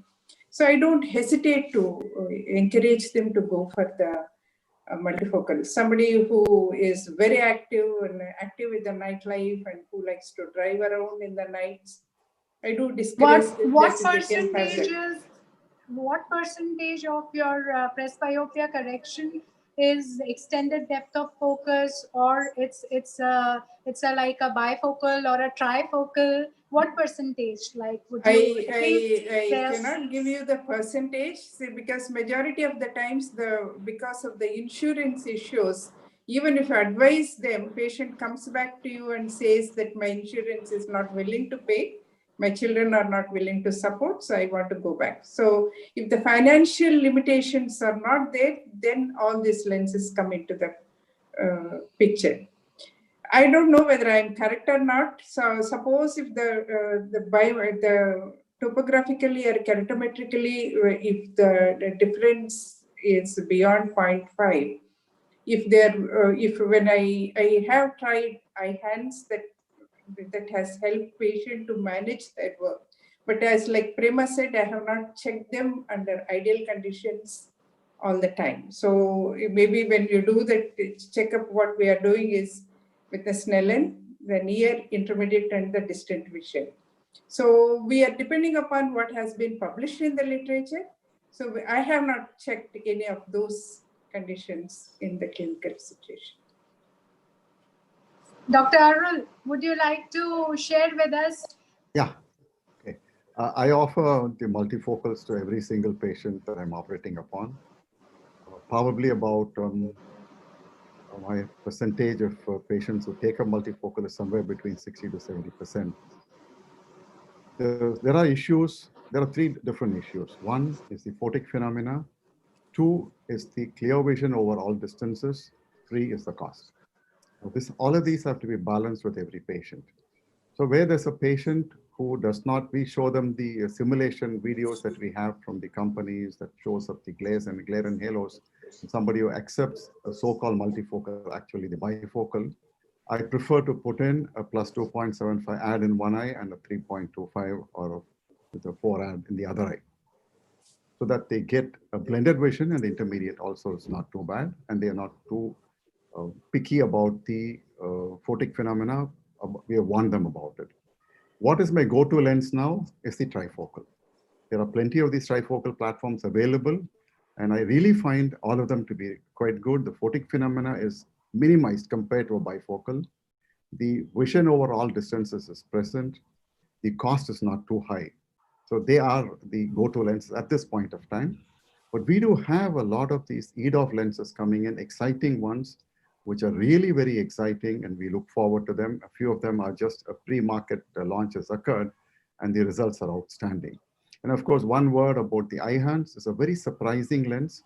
It works brilliantly for intermediate vision. If somebody were to be working on a desktop computer, you can almost tell them that you won't be needing to wear glasses for a computer work. But 30 to 40% of my patients who have eye hands implanted bilaterally are able to read N6 quite comfortably. But you can't say which of them will read, which of them won't. So eye hands can't really be called a multifocal. It is a lens. You probably have to call it a monofocal lens. It's also cost is not too high, no different from the monofocal variant. But I guess all of us should move away from the monofocal lenses and start putting only eye hands right now, because it makes a lot of sense. It's no photic phenomena. The patient is partly glass free. So we should move away from the monofocals to that. And those of us who want to use multifocals, we should try using more of the trifocals and wait for the really exciting EDOFs that are coming in the market right away as we speak. You have to unmute yourself, Shika. She can mute. Yeah, so the reason I chose this eye-hands topic for new in technology is not because that we have any financial disclosures. The reason is that if you read up new in technology in presbyopia correction, there's a concept of monofocal plus lens. And right now in the market, there are only two lenses which fit the bill, that is monofocal plus lens. One is eye-hands and the other one is by Stanton exact mono EDO. So that we don't have right now. So since eye-hands has come, it is something very different. That is, it's completely a monofocal platform, and it is giving something added thing. There are no dysphotopsia. Monofocals are favorites because of the quality of vision for distance, and there are no dysphotopsia. So both the things are there in this lens, and or whichever lens comes in this category of monofocal plus. This is a lens, which maybe later on other companies and other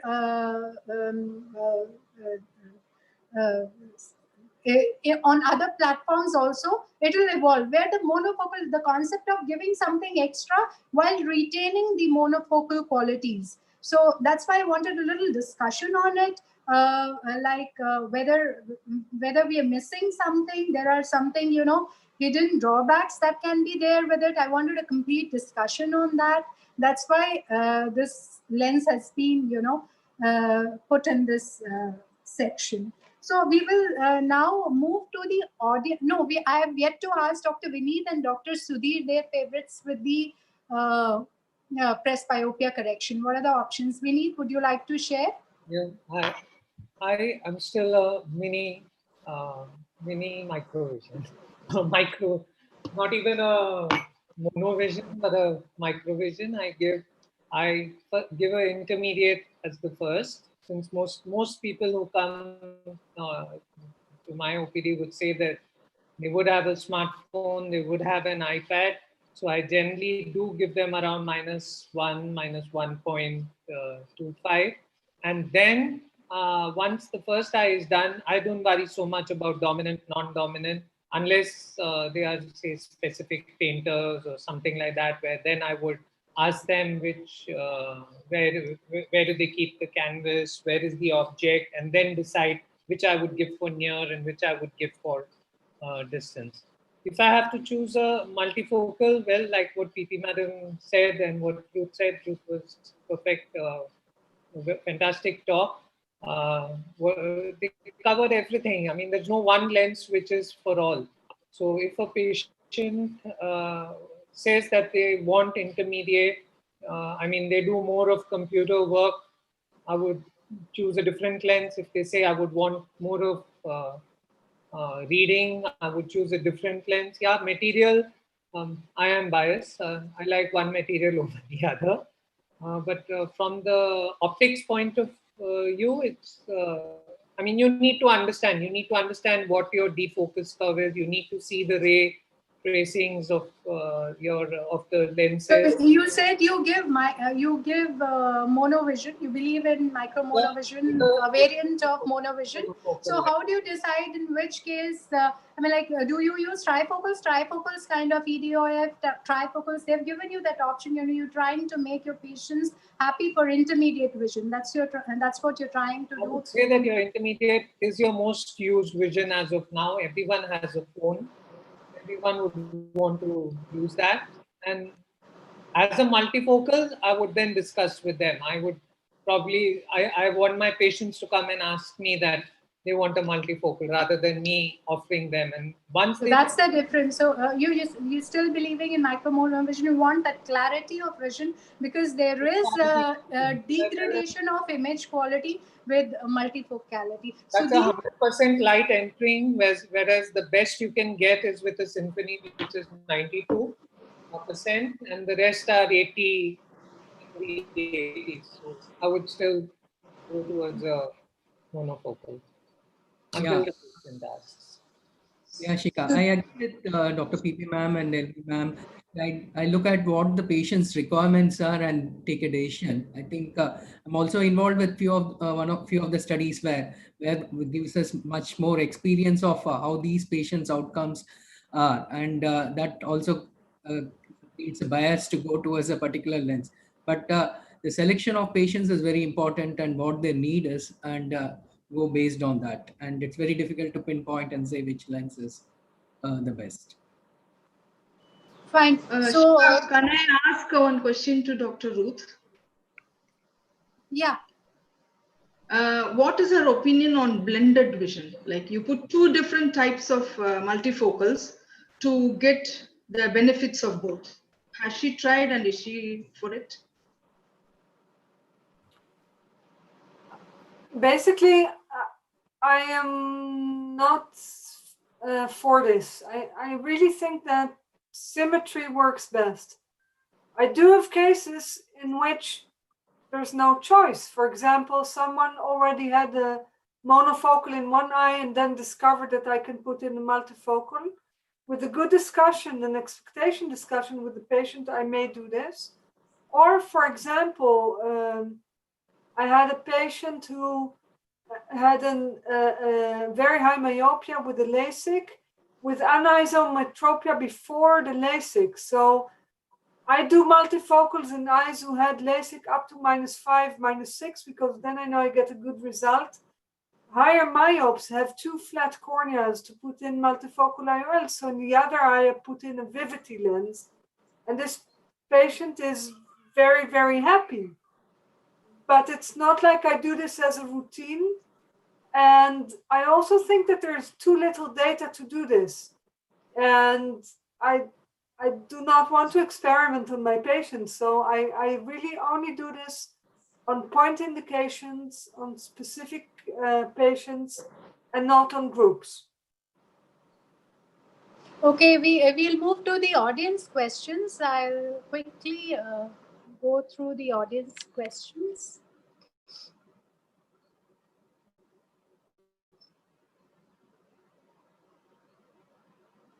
Yeah, so you can see that in the audience questions, many of them want to know how do you counsel the patient of eye-hands lens. And there's another question which is already answered by, which is the best multifocal. Dr. Ruth and many others have addressed that. There's one question again on eye-hands that whether we aim for emetropia or slight myopia, role of micro-monovision with eye hands. And then there are questions about the quality of vision with multifocal IOLs and about IOL formula. So we'll deal with the questions. We'll deal with the questions now. I have sort of clubbed the questions and kept. So we'll begin with, I think Dr. Arul Varman has been doing a lot of eye hands. So how do you counsel these patients of eye hands? Which are the patients, if somebody selected eye hands, is Dr. Arul there?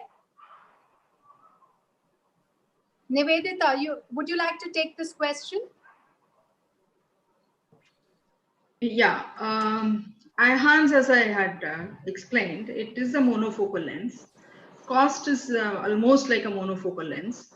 Patient who cannot afford multifocal and who want to have some sort of a spectacle freedom, we can explain them the benefits of eye hands. There are literature saying that eye hands is also suitable for some early stages of glaucoma and other maculopathy, other indications in which multifocal is a contraindication. Patients with eye hands have the benefit of no contrast sensitivity reduction with a little bit of intermediate vision. So that I have not done yet. But otherwise, patient willing for a little bit of spectacle freedom cannot afford multifocal will be my first go.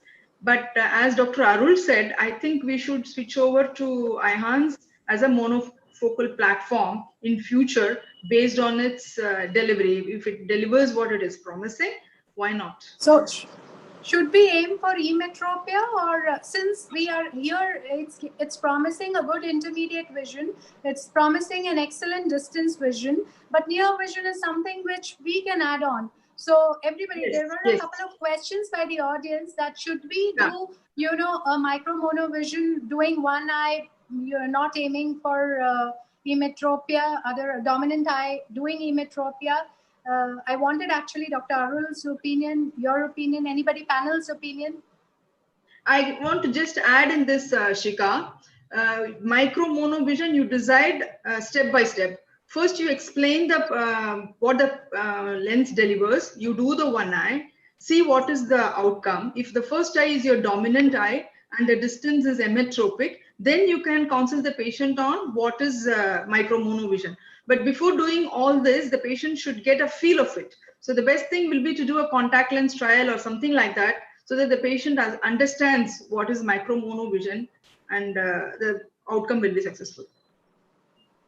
So the other question, just now I'm getting in the message here from our director of pediatrics department, Dr. Sumita. She wants to know from Ruth and from the panel that what is the role of these lenses, multifocal lenses, and all these options, including eye hands, in the pediatric age group? I would love to take that question. I think it's a part philosophical and part technological issue here. We know that in children, or in all of us, vision is a light-based system, and I really think we should shy away from doing multifocals before or during the amblyopic or amblyogenic age. So I do not do multifocal IOLs before the age of 8, but I do implant multifocal IOLs of any type, which I have best available at the time that I do this, in children from the age of 8, 9, on specific indications. And we test, we talk to the children, we talk to the parents. We need a very specific constellation of the surroundings of the patients and the basic disease of the patient. In an amblyopic eye, there is no point of putting it in. And actually, the longest follow-up I have of this is already 12 years with good results. However, you need to redefine what's a good result. Because if you put in a lens in a child, then it will myopicize afterwards, but will have multifocality. Is that a big problem? I don't think so. I don't think that emetropia in adulthood is one of our goals. I think that freedom from spectacles during their schooling years is basically what we're trying to reach. And if they grow up and they become more myopic, well, you know, we can do something about it. And if they develop PCO and you have to YAG it and issues like that, PCO is a very... well, about the age of 8 years, they'll get a PCO with or without multifocality on the optics. And above the age of 8 years, it's rare that a child cannot sit behind a YAG laser. So that would not be a reason not to do it. Okay, we'll move to the other questions. SN perspective of multifocal, we've already got from MAMS. And there's one very interesting question. If there is a multifocal IOL in one eye and the other eye has a monofocal, which eye does the patient prefer? Usually, what do you think? Which eye the patient prefers? I'm like there. I did a little bit of search, and there's nothing published, but Well, in my experience, because I did do it, I mean, sometimes you have to, they prefer the eye with the best outcome for far. So if they come to me with a monofocal, which had a -1/2, -3/4, and I have a better outcome, I was the better doctor, lucky me. So basically, that's it. Then the second outcome is the dominant eye. But you know, this is not science. This is clinical experience. So probably what I thought was maybe the patient prefers for distance the monofocal and for reading the multifocal. No, I can't really say that. The only thing that they do say is that they can only read in very bright light. Because, you know, reading is a binocular function. And if you have the near vision only corrected in one eye, they do need more light to use it. So they are more impeded by less light for reading than the others. Then there's another question, that is it proven that trifocal clarity is better than bifocal clarity, quality of vision? Yeah, I saw the question. No, the answer is very easy. You create another focus. You divide more light. Basically, on each focus, you get less light. So there will be less clarity of vision.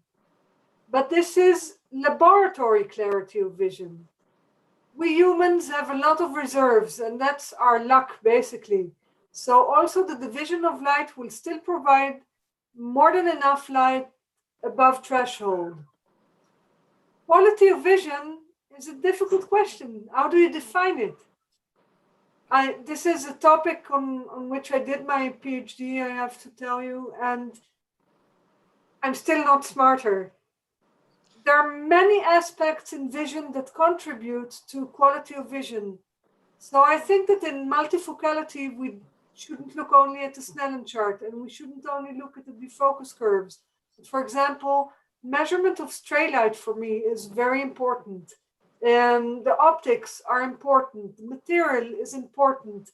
It's like a very big puzzle, a very interesting one, but I don't think I have a ready-made answer for this. Ma'am, PP ma'am, you'll have to unmute yourself.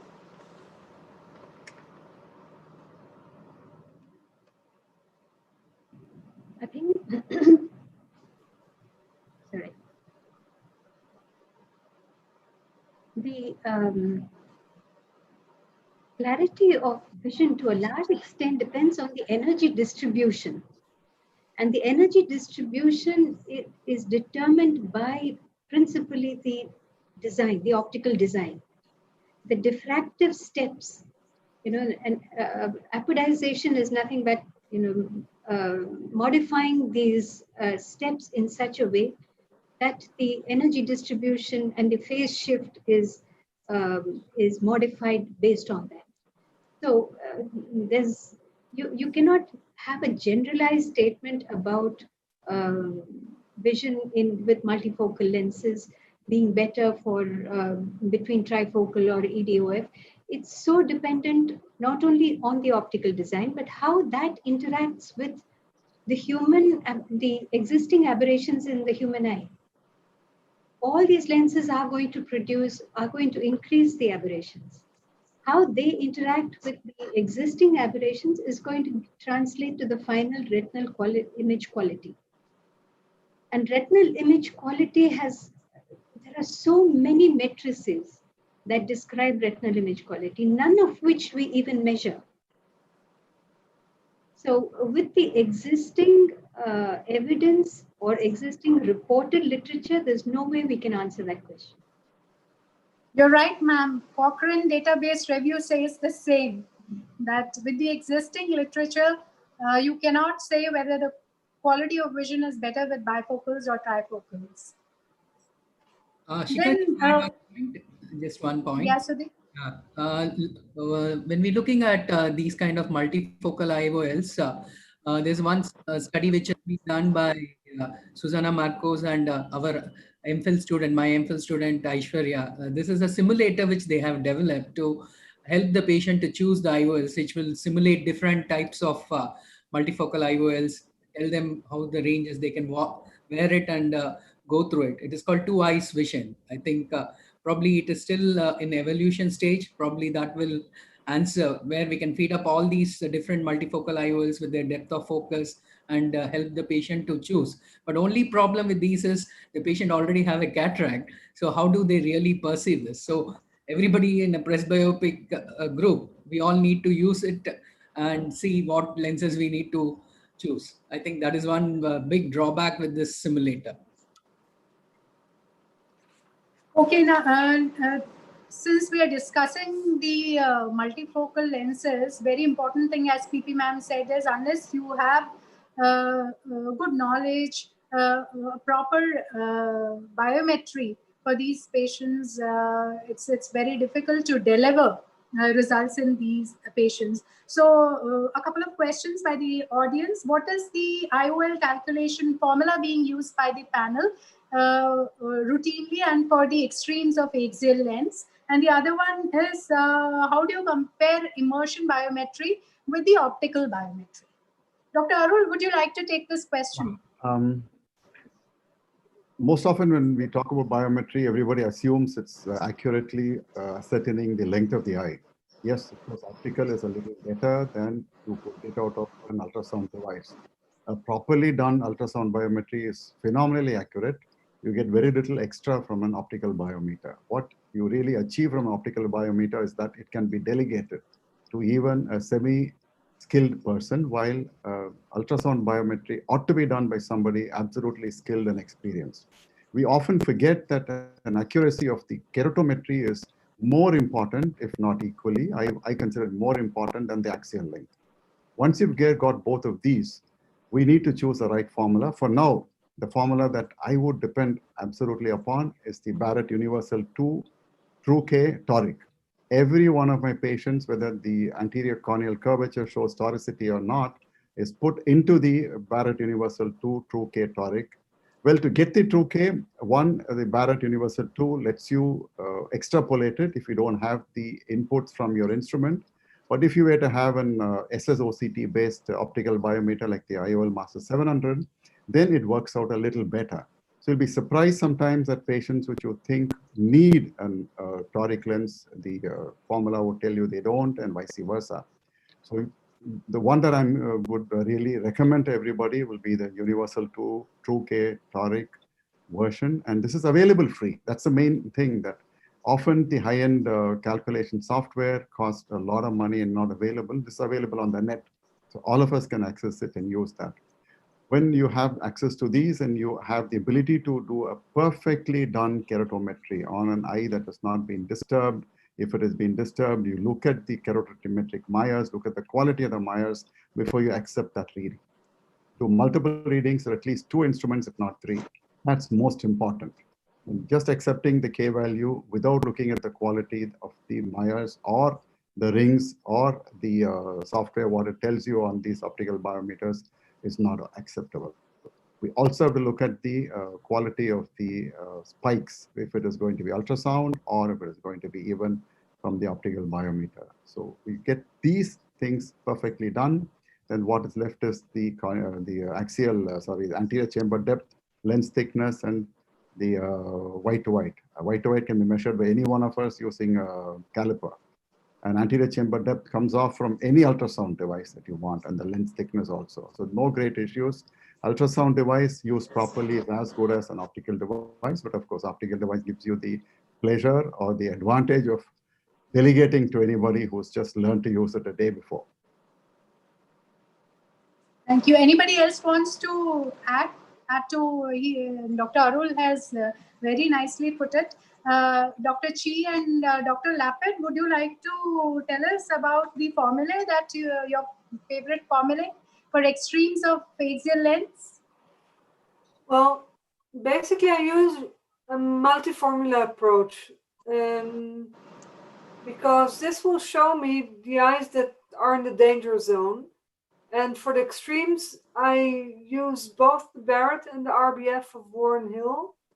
Again, to have a balance, to see what both of them say, and then I decide. But yeah, and I really agree that You have to have a good keratometry. I mean, technically, everything has to be done perfectly, and sometimes this is or can be an issue. Yeah, so hi. For me, I feed everything into a toric calculator, and my favorite is the Barrett toric calculator. We've not been using true case at present. And mostly in Singapore, we see the really high myopes, and the Barrett formula really is the best for that. We hardly see short eyes, and if I do, then I would use multiple formulas on the ASCRS website. Thanks. There were a few questions, Sudhir, there were a few questions for the first session in the chat. Have we covered? We were supposed to actually, somebody had asked about keeping an AC maintainer in PPC. If there is a PPC, will there be any role of keeping an AC maintainer? Anybody would like to take that? Professor Chi, I see your sir, you use a lot of AC maintainers for your small pupils and your other complicated cases. But generally, I don't use it for posterior polar cataract unless I have, vitreous loss and I have to do a dissociated vitrectomy. I don't.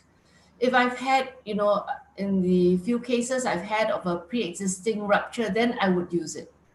But, as long as you're conscious of the need to maintain the anterior chamber before you take your instruments out, I think you don't really need to do it. Fine with that. I think we'll move to the next session. Richard, would you like to? Yeah.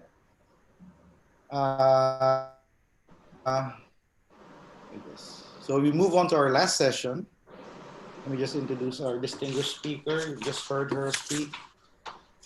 She'll talk about management of unhappy toric outcome. She is a distinguished professor of clinical education and ophthalmology at the Duke National University of Singapore Medical School. She is senior consultant of the Ocular Inflammation and Immunology Service and Cataract and Comprehensive Ophthalmology Service of SNEC. Also a member of the IIIC from 2018 to present, and she's a council member of the Academy of Asia Pacific Professors of Ophthalmology from 2019 to present. She is a frequently sought after speaker, and I'm proud to say a longtime friend of Philippine ophthalmology. Friends, let us all welcome Professor Chi Sun Fei. Thank you.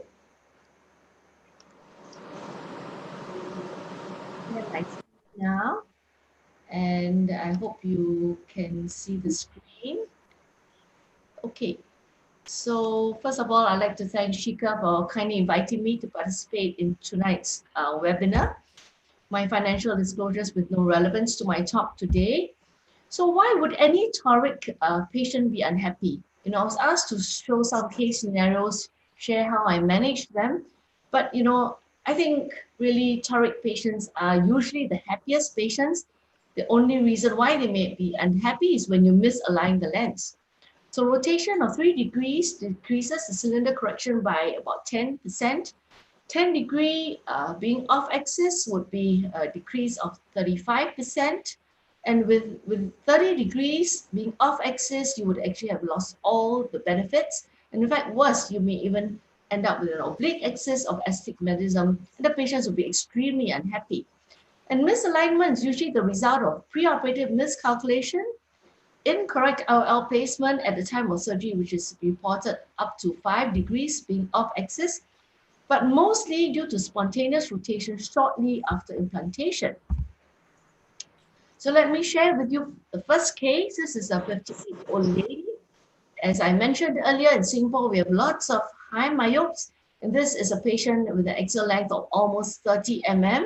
She had regular astigmatism, and it was measured a few times with different instruments, and it was about 1.5 diopters. And so this was the lens that was calculated, this is several years ago, was calculated a Zeiss lens that makes really low diopteric powers with toric correction. And this was on the Z-Cal, and this is equivalent to spherical equivalent of almost plano 1.5 diopters of silk.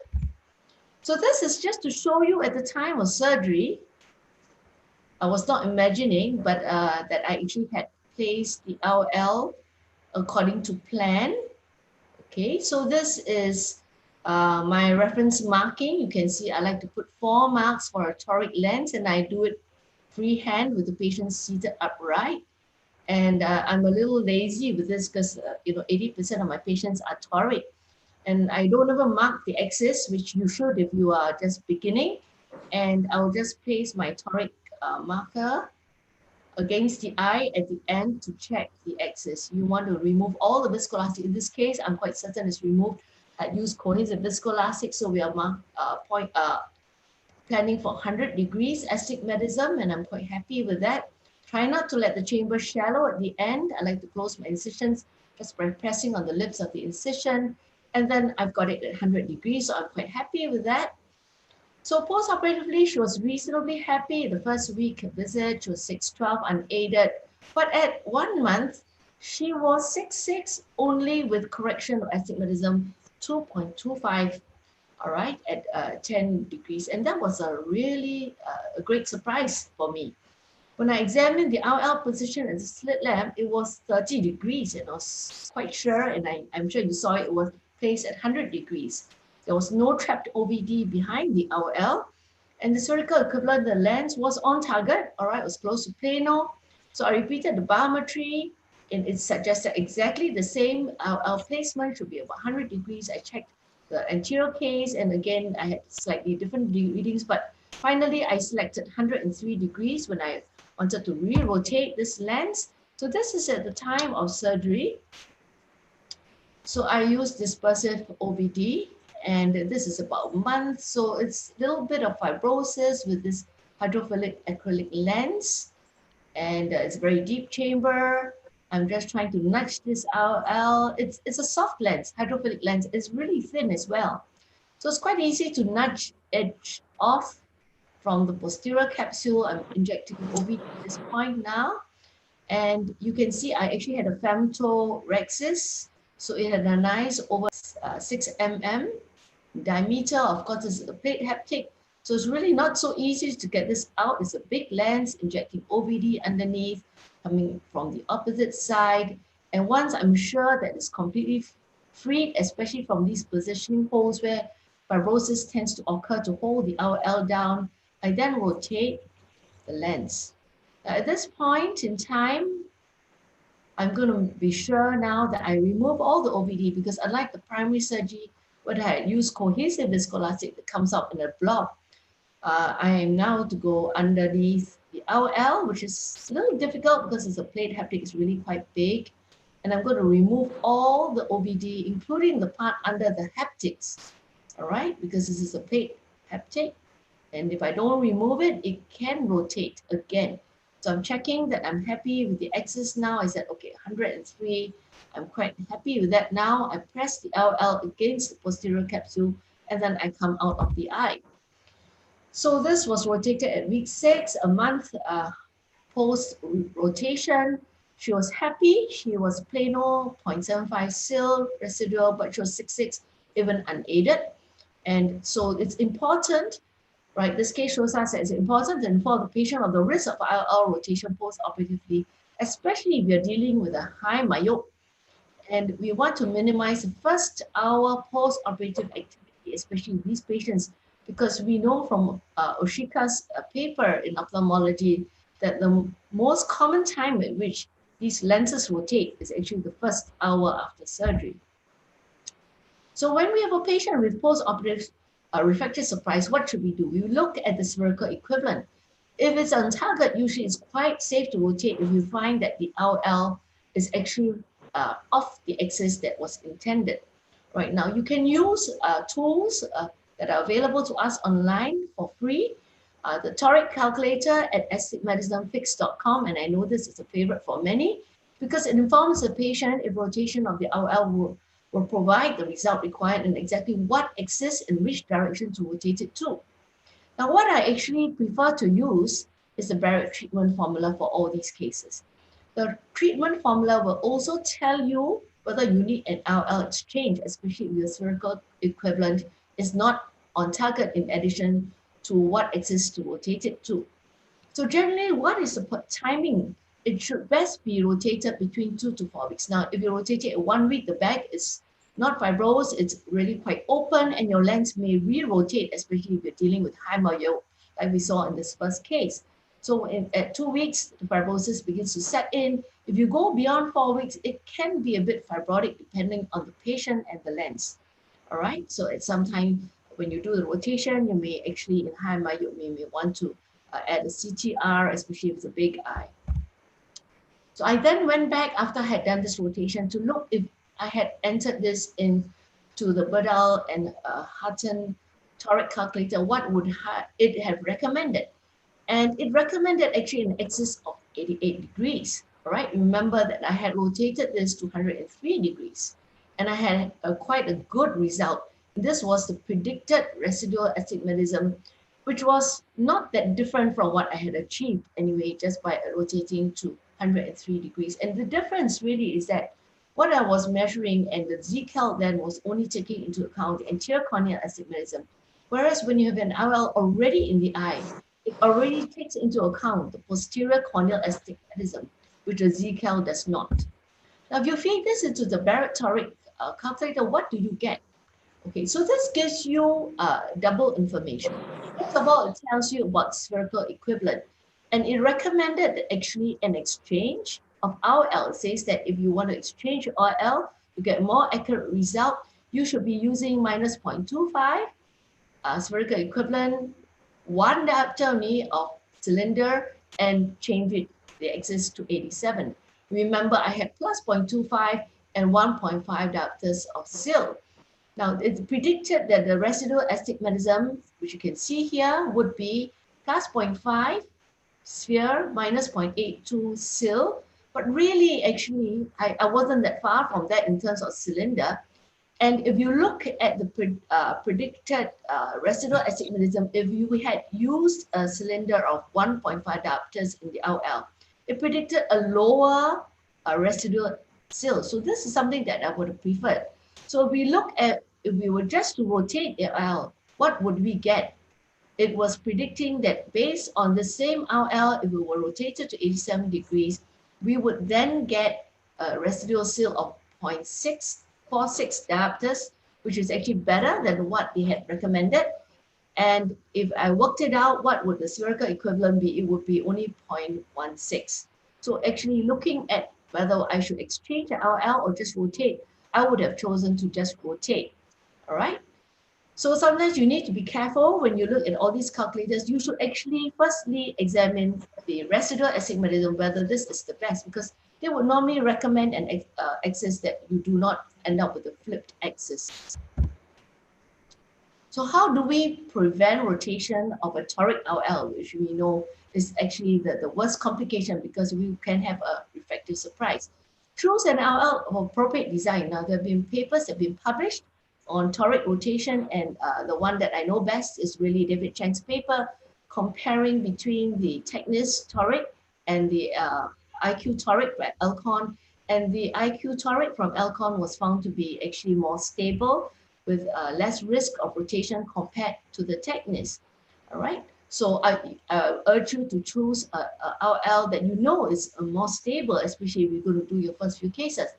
You want to have a rexis that is not too large. You want it to have complete overlap. So you want it to be centered as well. So I normally aim at about 5 mm capsulotomy size.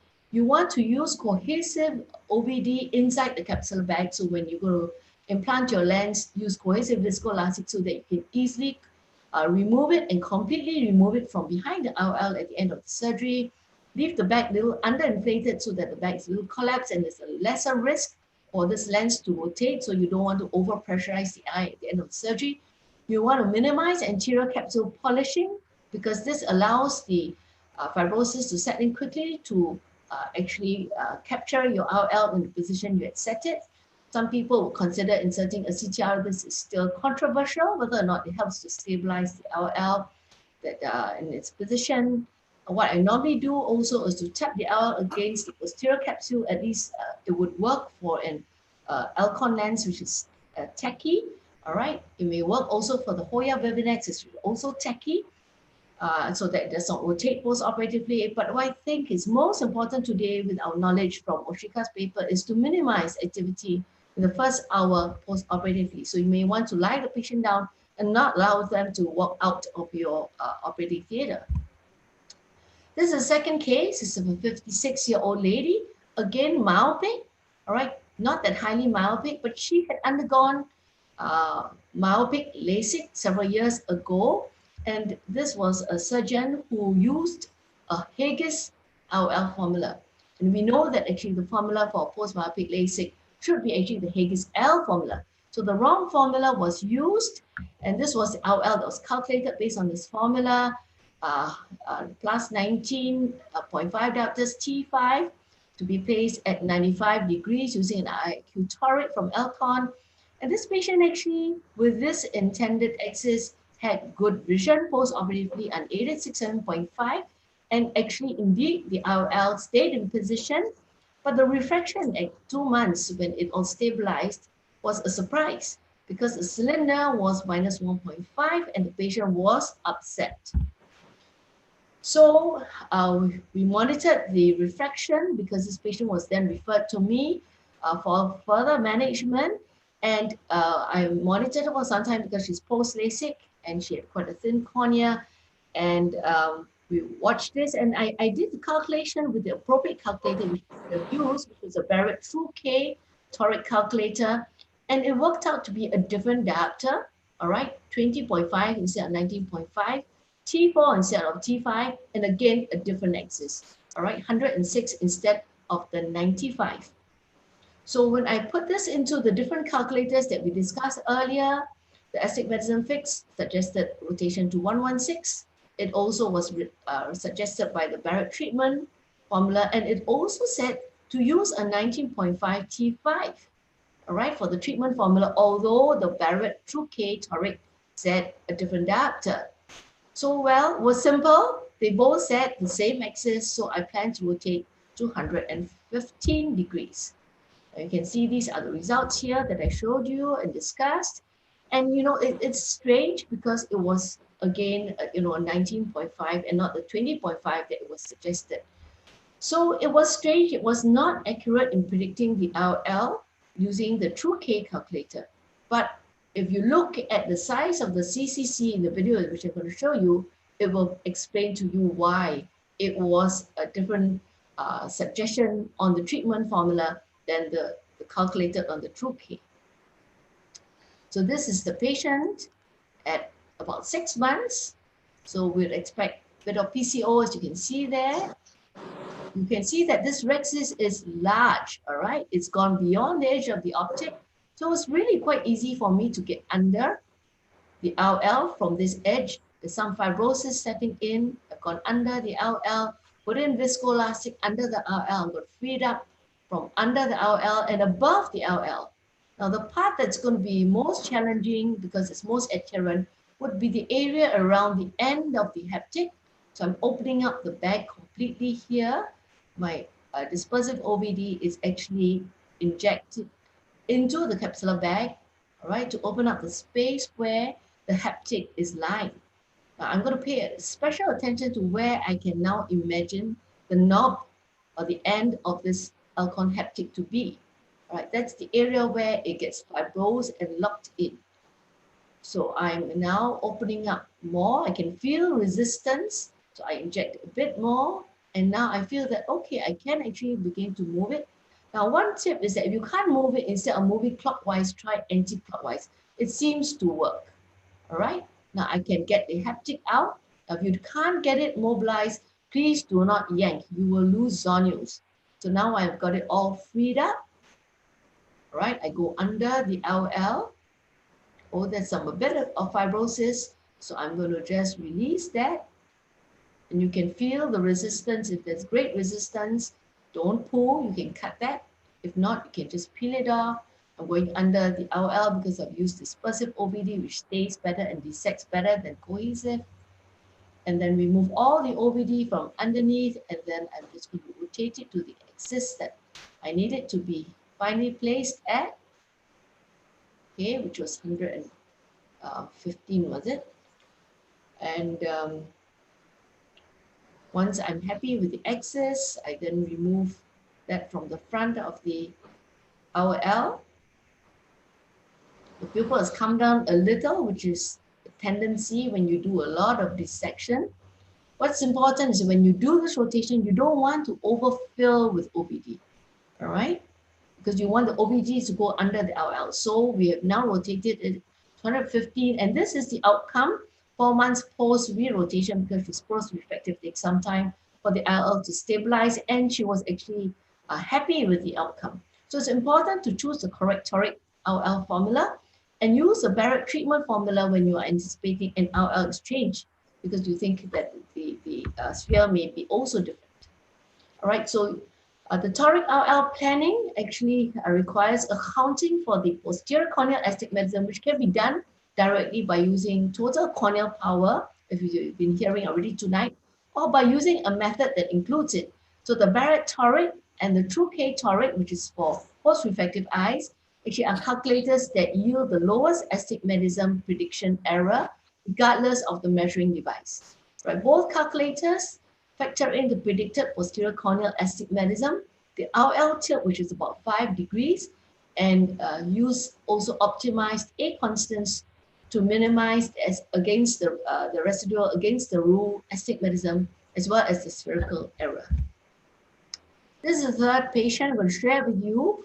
She's 74 years old. She had been treated for dry eye, so I was quite careful to make sure that the keratometry was accurate, and I looked at the corneal Myers, they were acceptable, and we were going to target plano with a monofocal lens. And you can see that when I screen through all the keratometry readings here, which I normally use IR Master 700, which is pretty accurate with the telecentric keratometry. The auto case, I look at scan. I always look at a topographer to make sure that it is regular astigmatism. And I also looked at the 3 mm zone, all right? But at this instance, I didn't pay attention to it. So most of it was quite consistent, although the 3 mm scan case, which you can read out from here, was actually higher. And based just on the RR master case, I did my calculation, and it suggested that I should be using a T7 at 7 degrees. And this is what I proceeded to do. And I found out that post-operatively, she was actually undercorrected by 1 diopter of cylinder. Now, I use a TopCon KR1W wavefront analysis to look at my toric lenses. And it actually shows me the final astigmatism, which was almost 1 diopter at 104 degrees. It shows me that the corneal astigmatism is close to 4 diopters, which is not what I predicted based on my calculations. It was more 2 to 3 diopters. The axis is 102 degrees. The internal, which is the RL, was really undercorrecting by 1 diopter. It was only 3 diopters, and the axis of the RL was 11 degrees. And I can get all this information without dilating the patient. So I know that I intended it to be at 7 degrees. The outcome was 11 degrees. So I was off the intended axis by 4 degrees, or by chance, it was only off by the corneal axis, neutralizing it by 1 degree. And actually the RL cylinder was undercorrected by 1 diopter. So I was really quite disappointed, but the patient was happy because she's always had, high seal. And she said, no, I'm very happy with this. I don't want an RL exchange. So if the patient is happy, do nothing, all right? And when I look at her spectacles, I was horrified, Actually, I had it in my case notes, but I didn't pay attention. She had been wearing really high cylinder correction even before she developed her cataracts. So when I fed all this into the K calculator, which is available on both the Barrett toric as well as the True K toric calculator, so you can choose whichever keratometry device you want to feed it into. And you can see here, I use IR master case, auto case, a topography case, and then I put in also her spectacles, all right? And you can see, you can churn out an optimized K reading, which is different than what I use with just the RL Master 700. And based on this calculation, it then said that I should have been using T8 rather than T7, because it was probably the posterior corneal astigmatism that I didn't take into account by measuring the anterior case, which the spectacles actually gave a clue to. So it's important that we need to acquire at least 3 data sets to ensure that the measurements all tie up. We need to have an optical biometer where possible. You can use AutoK, tomographer, or another optical biometer for the next reading, and always include one topography to check on the other results, especially the meridian, and for difficult eyes, the power as well. Consider the refraction, which may give clues against the rule astigmatism present on the posterior corneal surface. It's important to actually get accurate data and check that what you've acquired is accurate.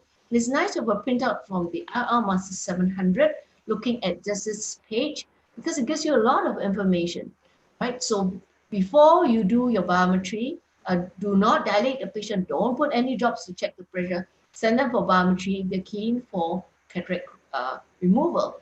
So I do this before seeing the patients even. And I want to check that the patients are fixing and that the scan is centered. And you can do this, if the patient is fixing, you can see the foveal dip here, and you can also see whether there's any pathology on this little optical OCT here. You can see whether the lens is tilted, whether or not you have a lens problem, whether the scan is centered. You can check the quality and the consistency of the miles, and you can see this on the centric marks here. All right, they should be all sharp. And if they are not properly acquired because the patient is not been blinking or is dry, you can ask them to blink, or you can add ocular lubricants and then reacquire the data.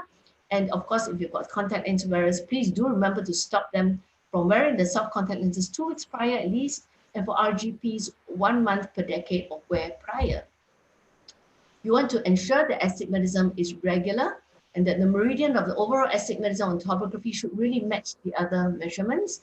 If the different methods of measuring cylinder produce inconsistent results, please go back and look at the patient, check the ocular surface, which is usually responsible for irregular astigmatism, all right? And then you treat that and then repeat the measurements the next month, and you only proceed with your toric implant if you have got regular and consistent readings.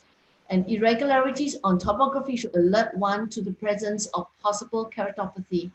Look at the placido disc and then look at the bias, go back, repeat the examination to see what you may have missed. Sometimes there may be epithelial basement membrane disease or Salzmann nodular degeneration or even a small pterygium there.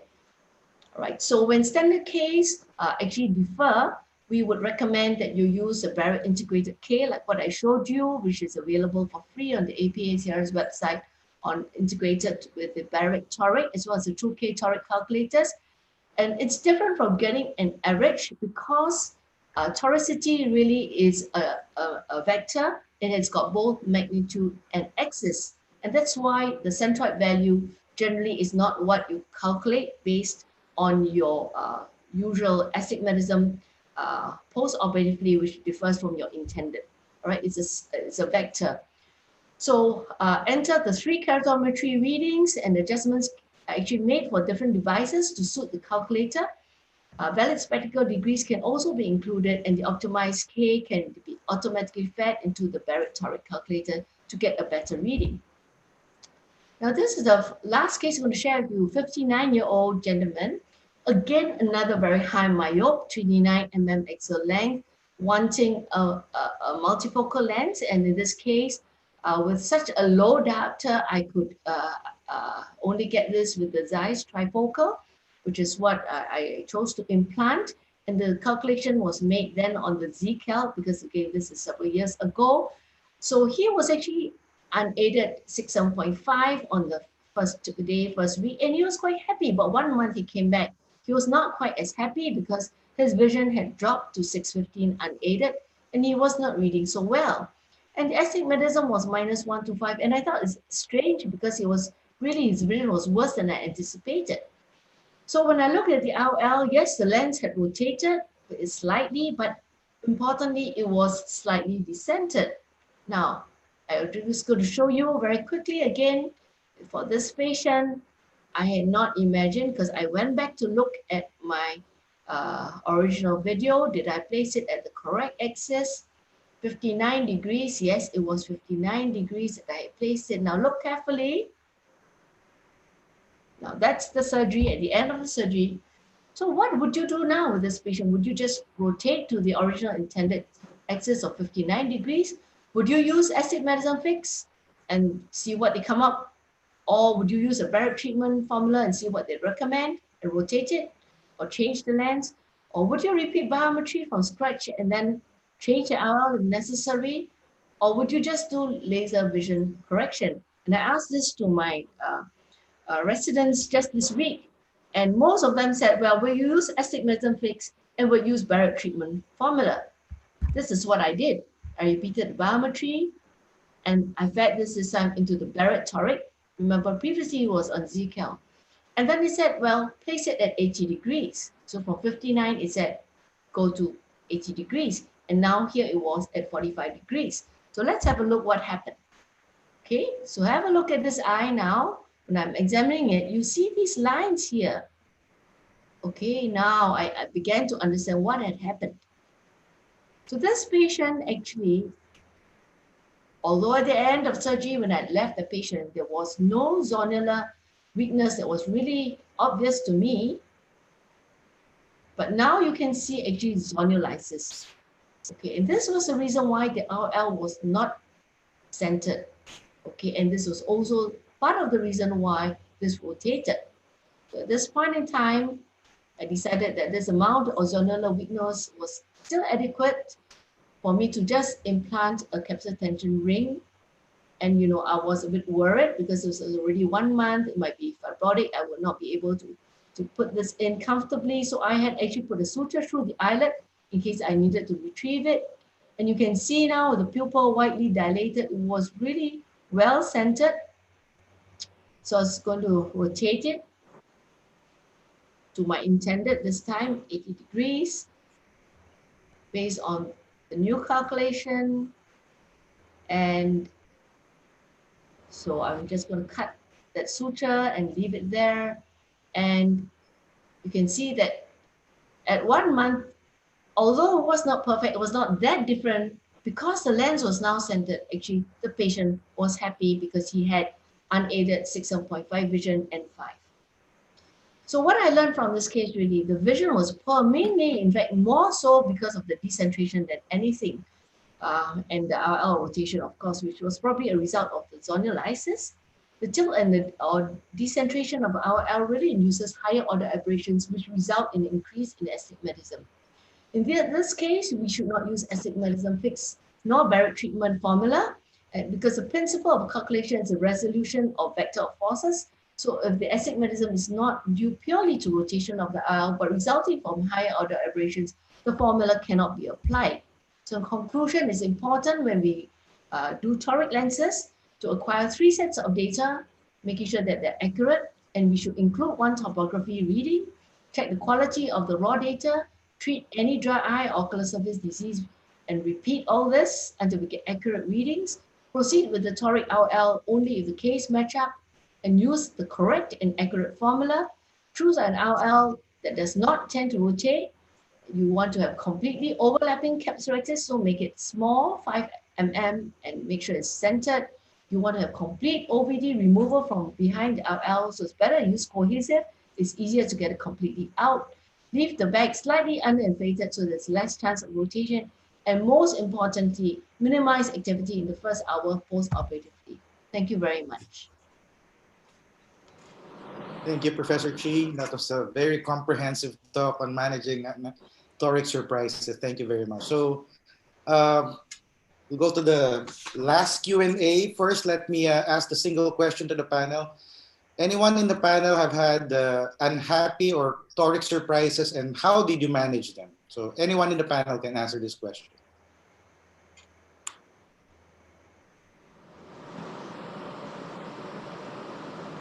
Dr. Ko, I'll go again. Everybody has to have a few toric surprises. But the one that will just knock you back is when you have conveniently entered the K1 and K2 upside down. This happened to me 15 years ago when the toric just came in, and then my optometrist is doing bilateral surgery for a patient 1 day apart. So she comes in with a 4-cylinder, and the K1 and K2 had been flipped. So we didn't understand that. So So we put in the lens and this patient comes back next day and the cylinder is terrible. It's double the cylinder with the spherical component. We hadn't understood toric at that point of time. And she was out of station and she demanded the other eye. We did that, that came online, perfect. And she went away. She couldn't stay. She had booked her flight tickets and she just disappeared with that. And we were breaking our heads for a couple of days. The company saying, we are right. And we looked at your reports, they're perfect. Until we went back and looked at the IOL master, we just flipped it. So putting it upside down, meaning completely 90 degrees across, is something you have, I think most surgeons have done once to learn the lesson.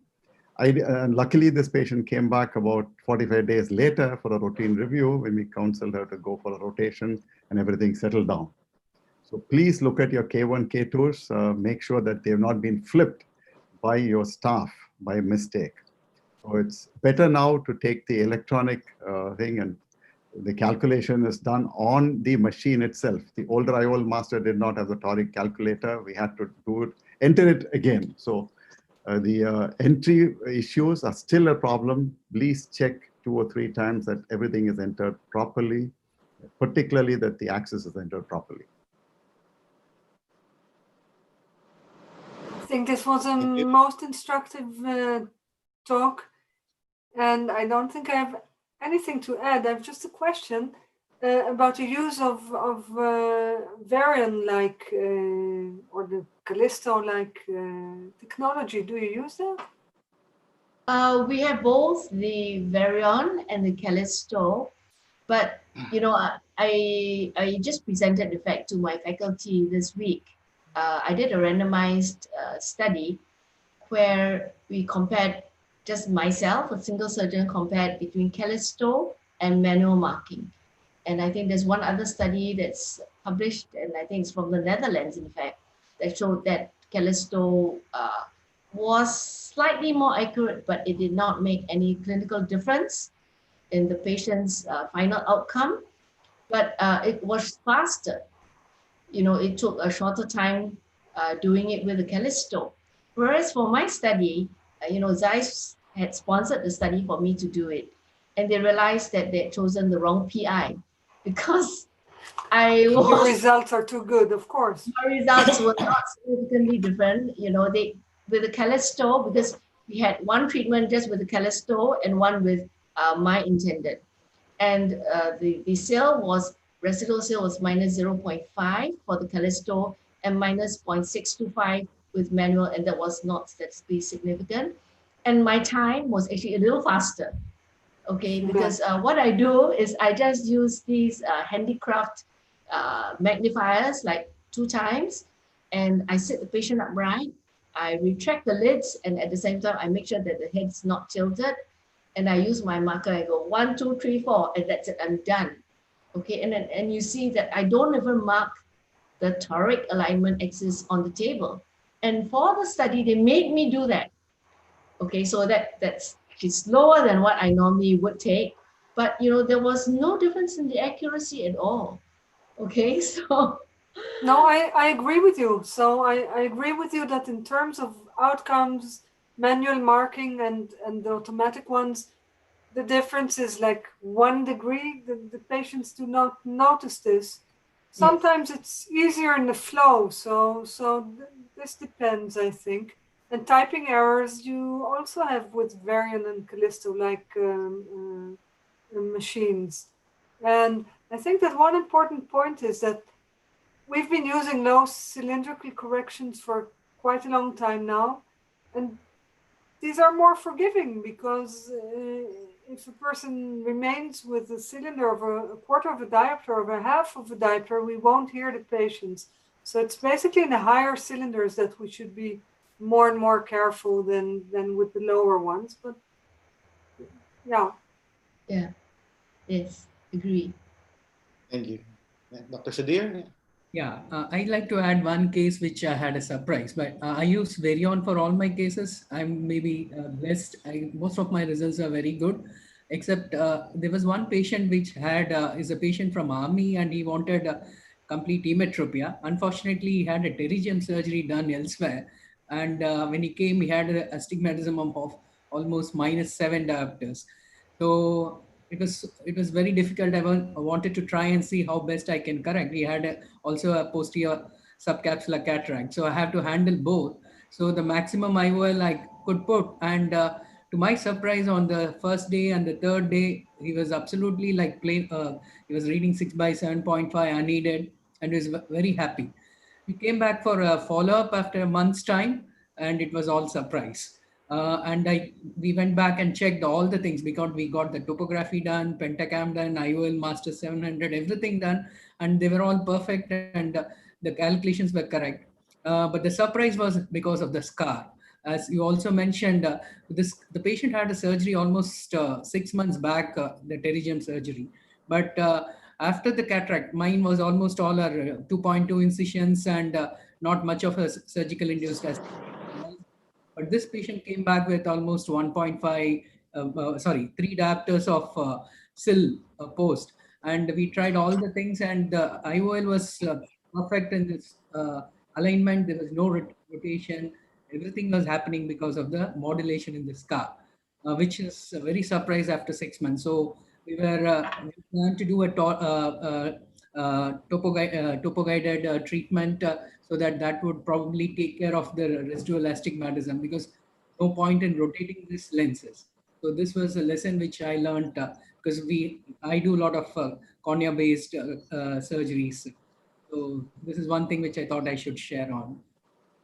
Well, maybe what I could, these patients after pterygium excision, very often if you do the topography, it's kind of irregular astigmatism.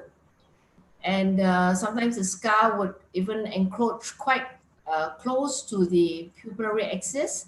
So for these patients, I found that the IC8, which is the pinhole lens, quite useful, to overcome these higher order aberrations as well as the astigmatism. And they see quite well with that. And they can also read with that. I think that's a good point. Yeah, thank you. Thank you. Can I ask a question to Dr. Chi? Sure. Yeah, what is your take on toric lenses for keratoconus, which has been stable?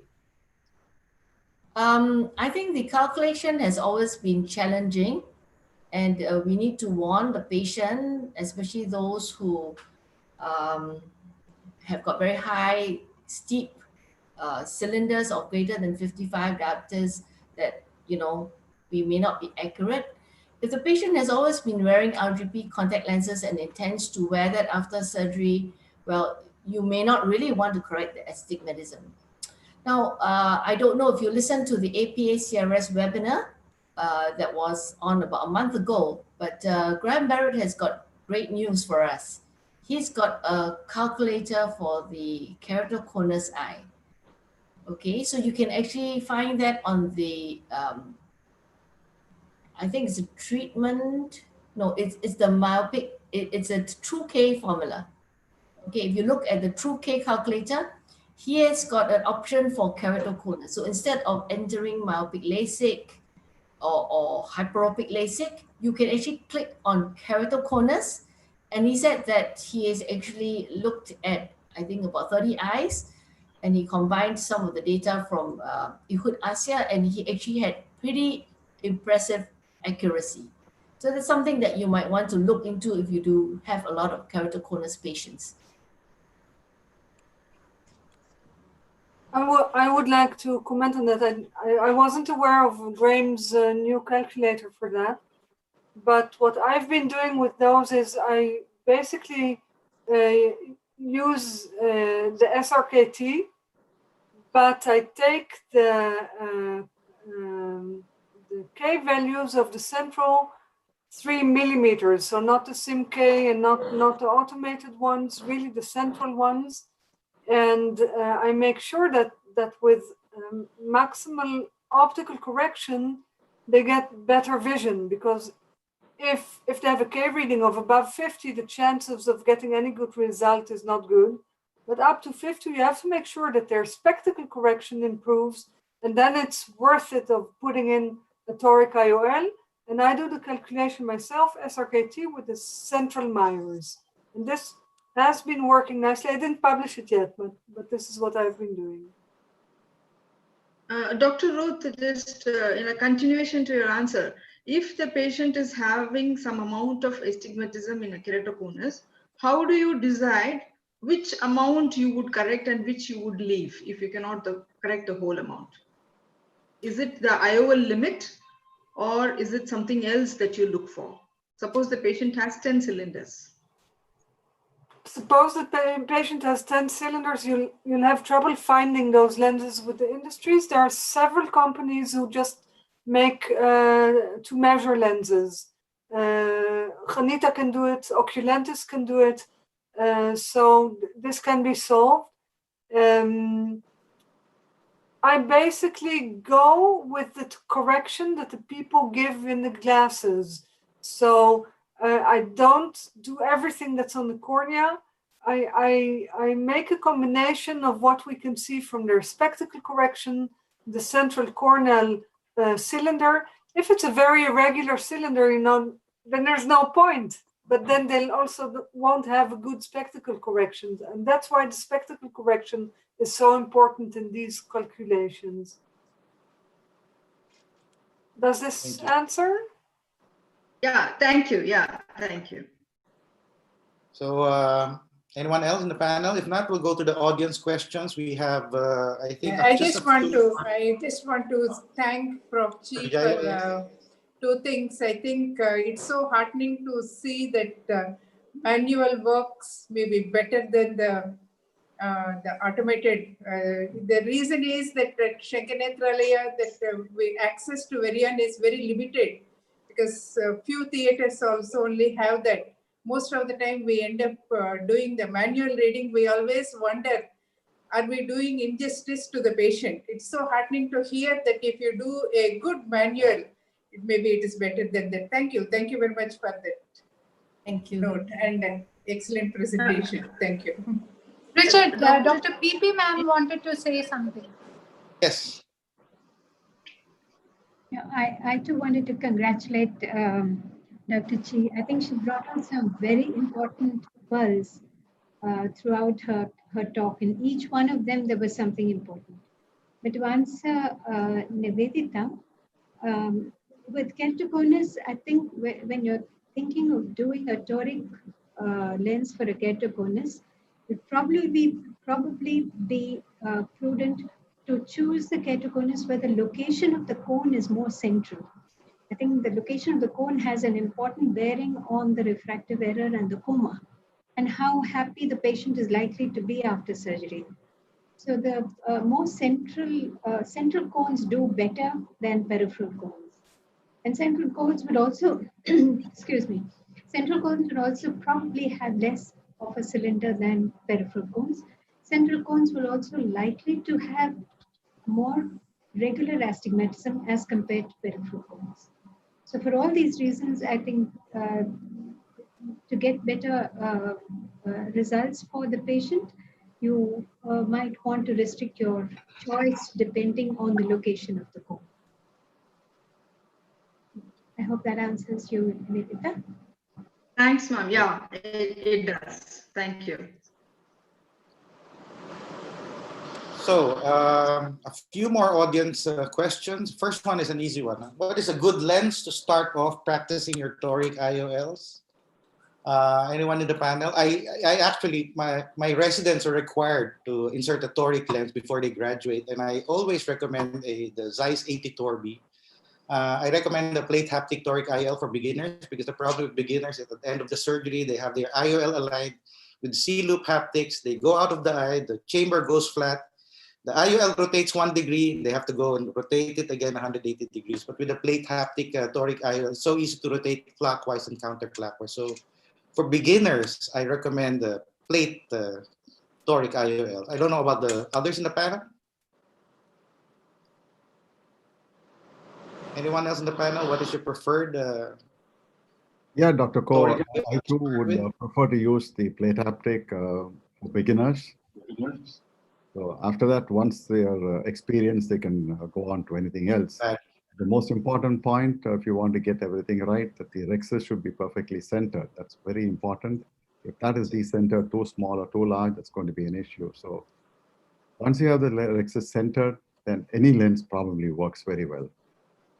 Beginners, as you said, because of the rotation issue, I suppose the plate optic is going to be the best. I'm not a beginner anymore, but I love plate optics. So easy to use. Question for you. Just one. So easy to process. What is the maximum duration that, fantastic talk, by the way, beautiful talk, fantastic examples you've shown.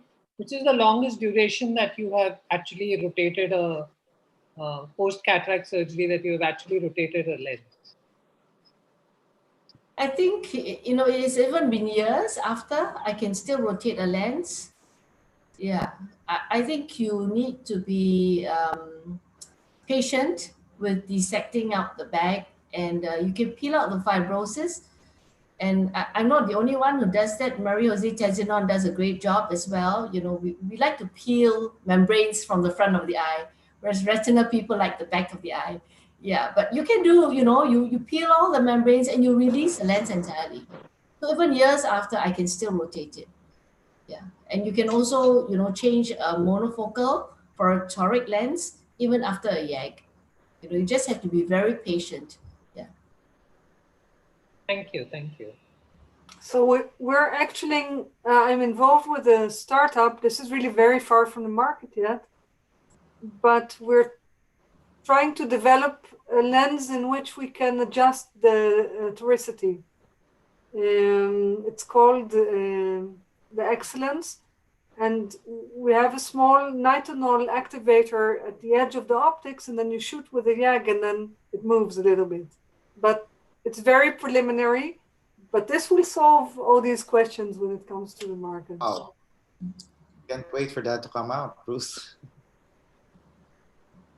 So, yeah, other panel?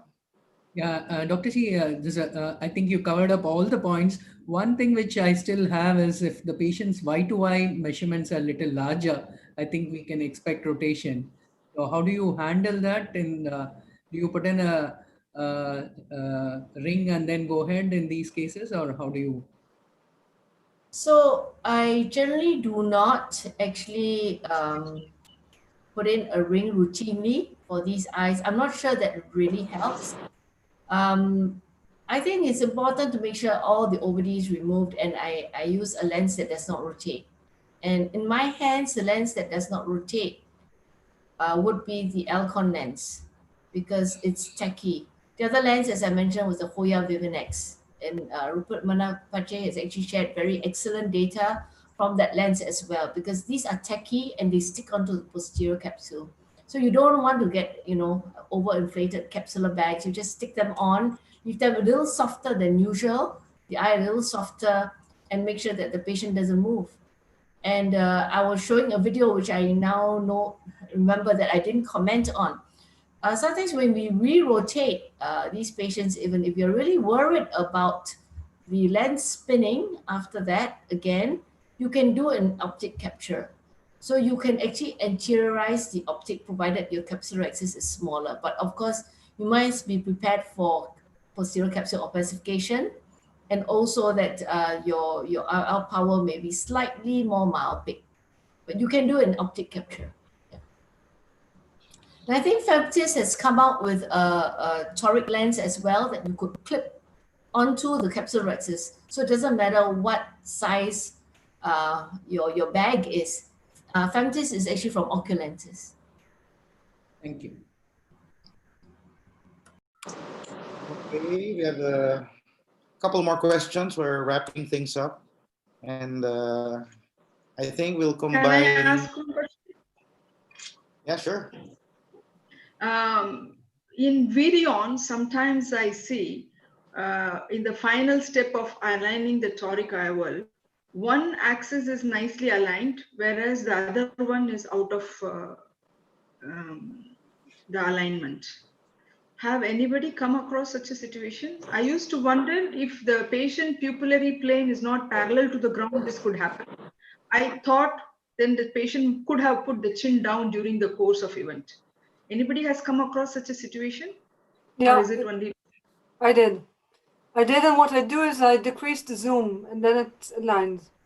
It's something in the optics of the microscope with the eye And if you reduce the zoom a little bit and then you have another look, then you see that they're aligned. It has nothing to do with the pupillary plane, patient putting the chin down and that shifting, because initially we register and we check before doing that. I don't know. They in the chair in which I operate, they can't do this movement so much. So I usually solve it just by reducing the zoom a little bit. Tell them to look at the light, and then it usually solves. And if it doesn't, I go for the axis that's far away from me, usually, and that works. The axis that's far away from me. Yeah, I have adjusted the chin position and it has worked for me. So that's why I thought maybe. I think some part of it is maybe parallax. So whenever the rare instances Most I encounter probably, that, yeah. I just make sure I reposition the head, make sure it's really straight, the chin is flat, things like that. And that usually solves the issue So for looking me. up to the mic and the microscope is the same, basically. So we can just combine the next two questions. No? I think this was partly answered also. How to assess patients for correction of astigmatism. I guess the questionnaire wanted to ask which is your preferred case. Now we mentioned the need for using several keratometers, not just relying on one. So that's one question. And the second one, which might be related, central value of surgically induced astigmatism that you use. So anyone in the panel can answer these questions. Which case you use in particular, combination of keratometers and the biometry formulas, but that was partially answered in the central SIA. I think I mentioned about centroid value, and it's not what is your astigmatism that you get that's created by your incision that you measure from your refraction, because what you are measuring is actually a vector, and so you need to take account not just the power of the cylinder, but also the axis that the astigmatism is induced. So from what I understand, the centroid value, if you're doing a temporal incision, if your incision is 2.4 mm or less, when you enter the calculator for your toric calculations, you should just enter 0.1. It actually varies between 0.08 to 0.14 according to Warren Hill. So most of the time you can enter between, Barrett tells us it's, you enter 0.1 if you're 2.4 mm or less. And if you read Warren Hill's papers, he will tell you enter 0.12. But you can also do a calculation on, I think there's a app which is, or a website that is on SIA-com. You can do your own calculation there if your incisions are larger. But it's simple enough to just enter 0.1 and it works out.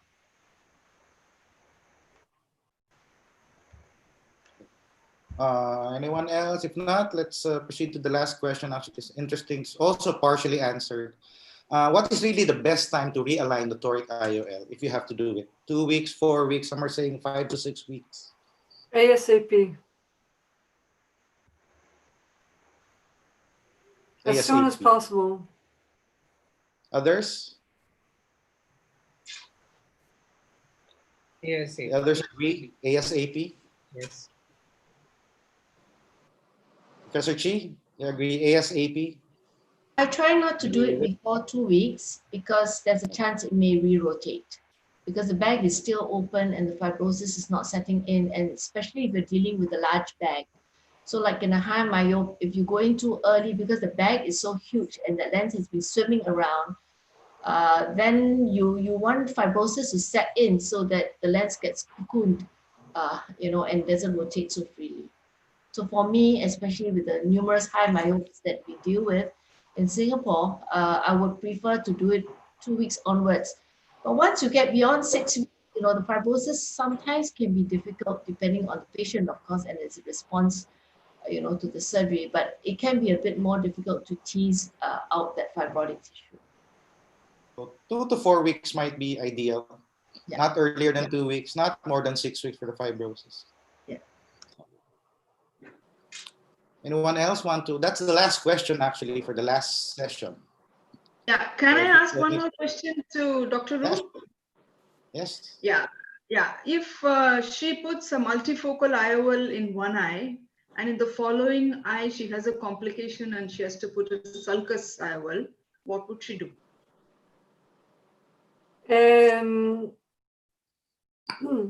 I have had that once. And what I did is, it was a completely unexpected rupture of the posterior capsule. And I did a vitrectomy, and I have a consignment of multifocal IOLs of different manufacturers.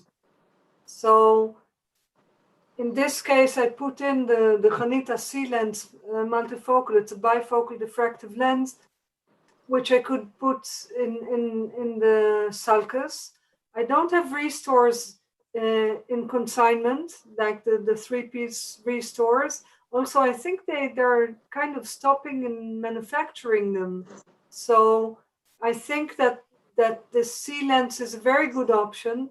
Now, the same platform is the platform for the intensity lens. It's hydrophilic, but it has an angulation, and the angulation is there exactly for just in case you need to put it in the sulcus, and it tends to go a little bit posterior, and you can do a little bit of optic capture. So that's the way, in theory, I want to solve the problem.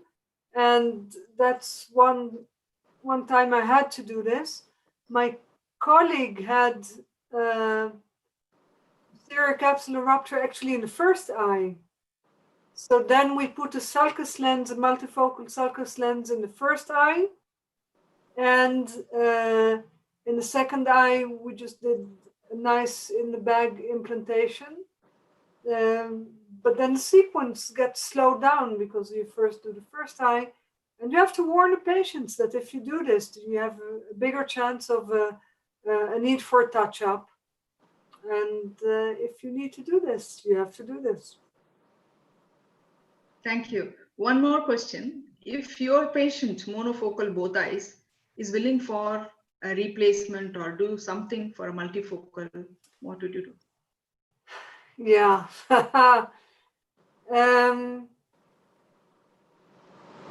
You know, I want to eat chocolate and not get fat. So should I do this? I don't have to prove that I'm a very good surgeon, and I try to talk these patients out of this. Now I'm actually waiting for newer add-on lenses. I've used the Reiner, I think that's what you're asking for. The Reiner add-on lenses, the Sulcoflex. I stopped using these because they rotate and they are refractive, so they cause a lot of halos and they cause iris chafe. So I really stopped using these long time ago. And I haven't used the ICQ lenses yet, but I am waiting for the EDOF ICL. The CE mark is very near as far as I understand, and I'm really waiting for that. I think that these patients are going to benefit from good add-on lenses, but when I mean good, I think the optics should be very good. Refractive optics give too many side effects. I really don't use that. So I think, yeah, that answers. Dr. Arun, he is the leading practitioner in Chennai. I would like his opinion on Dr. Nivedita's question. Yeah, If a lady comes to you and she says, I've got, long back this lens, what options do you give her? Yeah, I have a few of them, and wherever it's feasible, you can do a lens exchange. And if you're sure that the capsular bag is not fibrous and you're fairly confident of releasing all the adhesions. If you have difficulty releasing adhesions of the haptics, all you need to go is cut off the haptics, take out the optic, and then put the lens, another lens in the bag. It works very well. It's a trusted and tried lens that you're going to put in. You know what results you'll get. Fortunately, we have at least 2 Indian manufacturers who would give us add-on lenses, which are designed similarly to the ICLs, and they work quite well. So that's going to be the easiest. I've done a very few of those. They're quite interesting. We're looking forward to having better, trifocals or read-offs to come in. Then that takes out a whole problem. And this also comes not just the add-on. They can give you also small correction. They give you a +2 or +3 to -2 or -3. Also, the spherical added on. So if you have a patient who has a spherical ametropia as well as the presbyopic correction being off, you can address both. So these are available in India, and I've used a small number. They're really encouraging. But of course, my first choice as of now would be to do a lens exchange if it is feasible. You've ever had any problem? No, I mean, I have done more lens exchanges where I've taken out a monofocal, put a multifocal, and other than the reverse.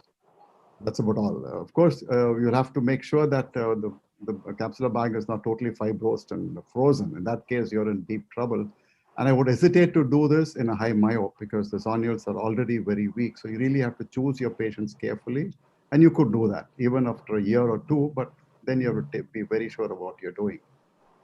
I make them beg for it. Sulcoflex? Sorry. Sulcoflex is too expensive for the Indian purse. Particularly the made-to-order Sulcoflex is horrendously expensive and takes a very long time to come. I've put in about, I think, 2 or 3, and I did not proceed beyond that purely on a cost basis. And as Dr. Ruth said, they don't stay unrotated in the bag, and they're pretty large, huge, humongously large lenses. You're not very comfortable putting them in the sulcus. So I've done, I think, 2 or 3 very long back, and I got discouraged primarily on the cost and the visual outcomes too. So on IOL exchange from monofocal to multifocal, I only do it if the patient begs for it. It's not like they have to come for more than one visit before I agree to do that.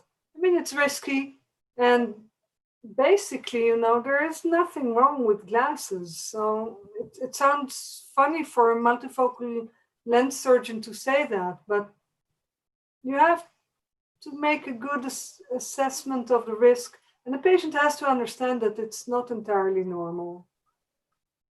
Dr. Chi? I generally say yes to most patients who ask for IOL exchange. I think I do a lot of exchanges, and even if they're post-YAG, and worst come to worst, you just fix them to the sclera if you have a 3-piece multifocal. And Amar Agawa shows a lot of these cases where they're multifocal, they can get them perfectly centered with this glued lens technique. But there is a pinhole device, not a lens, that's been invented by Trinidad, and it's just a pinhole and it's a black device which can give you that depth of focus from the pinhole effect. It's got no power, it's not a lens, which you add on top of your IOL. And so Trinidad's from Brazil, and he won I think the film festival in one of the recent ASCRS. And I was in a recent webinar where he showed his results that you can actually get a pretty good reading vision because it's a pinhole. It's like what Amar Gawal does. He stitches the pupil to 1.6 mm to create the pinhole effect, to bypass aberrations and also give the patient the ability to read unaided. So that's another option. It's come from India. Amar Gawal's pinhole pupil. Actually, Mortar used to have that, but it was taken off the market because it's a real niche product. So I actually wanted one like those to implant in one of my keratoconus patient who was unhappy with the result after monofocal IOL. And I couldn't get it. So now I'm going to exchange IOL for a pinhole IOL. Right. Now, Ruth, I have a question for you. So you said you did nearly 95% of your cataracts were multifocal. Do you do an eye trace for all of them? Do you measure the angle alpha, the angle kappa for all your patients? well, we're actually looking retrospectively into all the thousands of angle kappas that we have. I don't think angle kappa is so important, and we haven't looked in yet to the angle alpha. I think if you have a good centration of the lens, I think we're looking into very small differences that are affecting the outcomes so little that, you know, we're looking for research to be done. I'm not convinced this is very important, but maybe the literature will show me otherwise in the next few years. But angle kappa, I don't think it really makes a difference, unless, you know, if you have in topography a really big angle kappa, it means that the topography wasn't done correctly. It means that the patient wasn't centering on the focusing spot. And it means that you have a technical problem. In Holland, we have quite a lot of hyperopes, also very high hyperopes. They tend to have a very big angle kappa, and they are actually very pleased with refractive lens procedures because finally they have their correction at the right spot, and they tend to be extremely happy, even though they may have a big angle kappa. So I'm very skeptical about this. If you look at the literature, I looked last week, most of the studies are in small groups, even mostly the prospective ones are in small groups. And I don't think the data is very robust at this point to say that it's so important. I'm not sure. I'm not sure about this. Dr. G, what's your opinion? Well, I do look at angle kappa. I think it's more important than angle alpha. So I recently turned down one patient where it was like 1 mm. And when I looked at her, I thought she had a squint. Okay. And then when I checked, she was actually fixing, it was just a very huge angle kappa. So I turned her down and I just gave her monovision instead.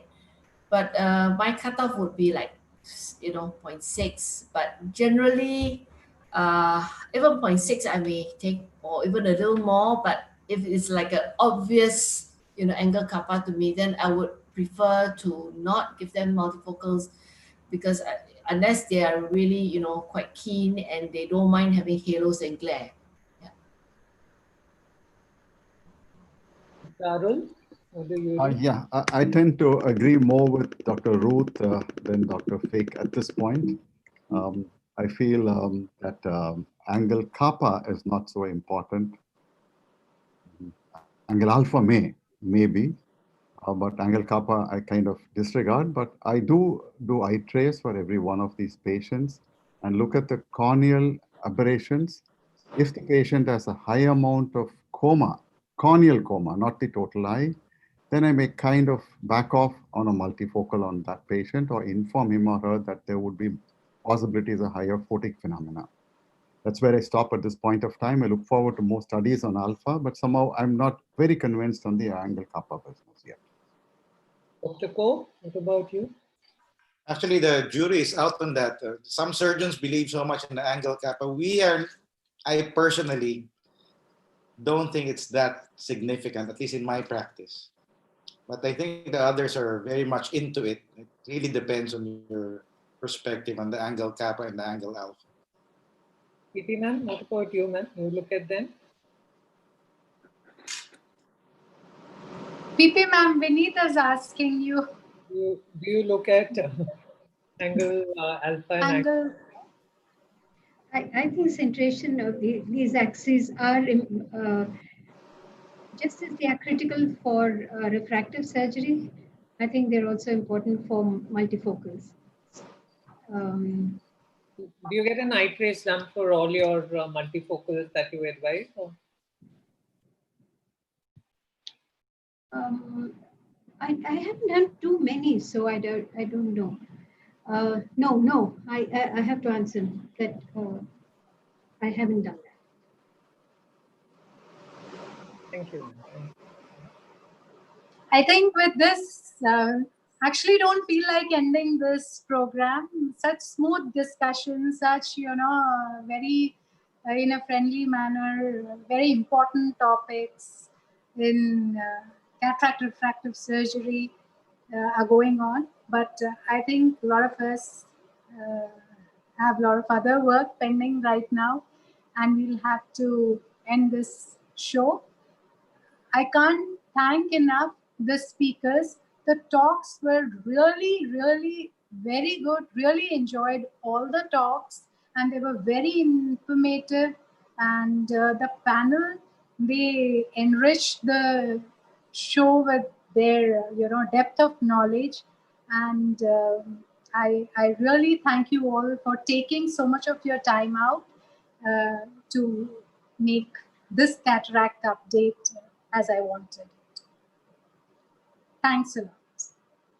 Thanks and good night. Thanks everyone for the nice. Thank you, Shikha. Yeah, thank you. Thank you very much. Thank you, everyone. Thank you. Very enjoyable. Thank you. Thank you. Bye-bye. Ruth, I'm gonna see you one of these days. Yes, we're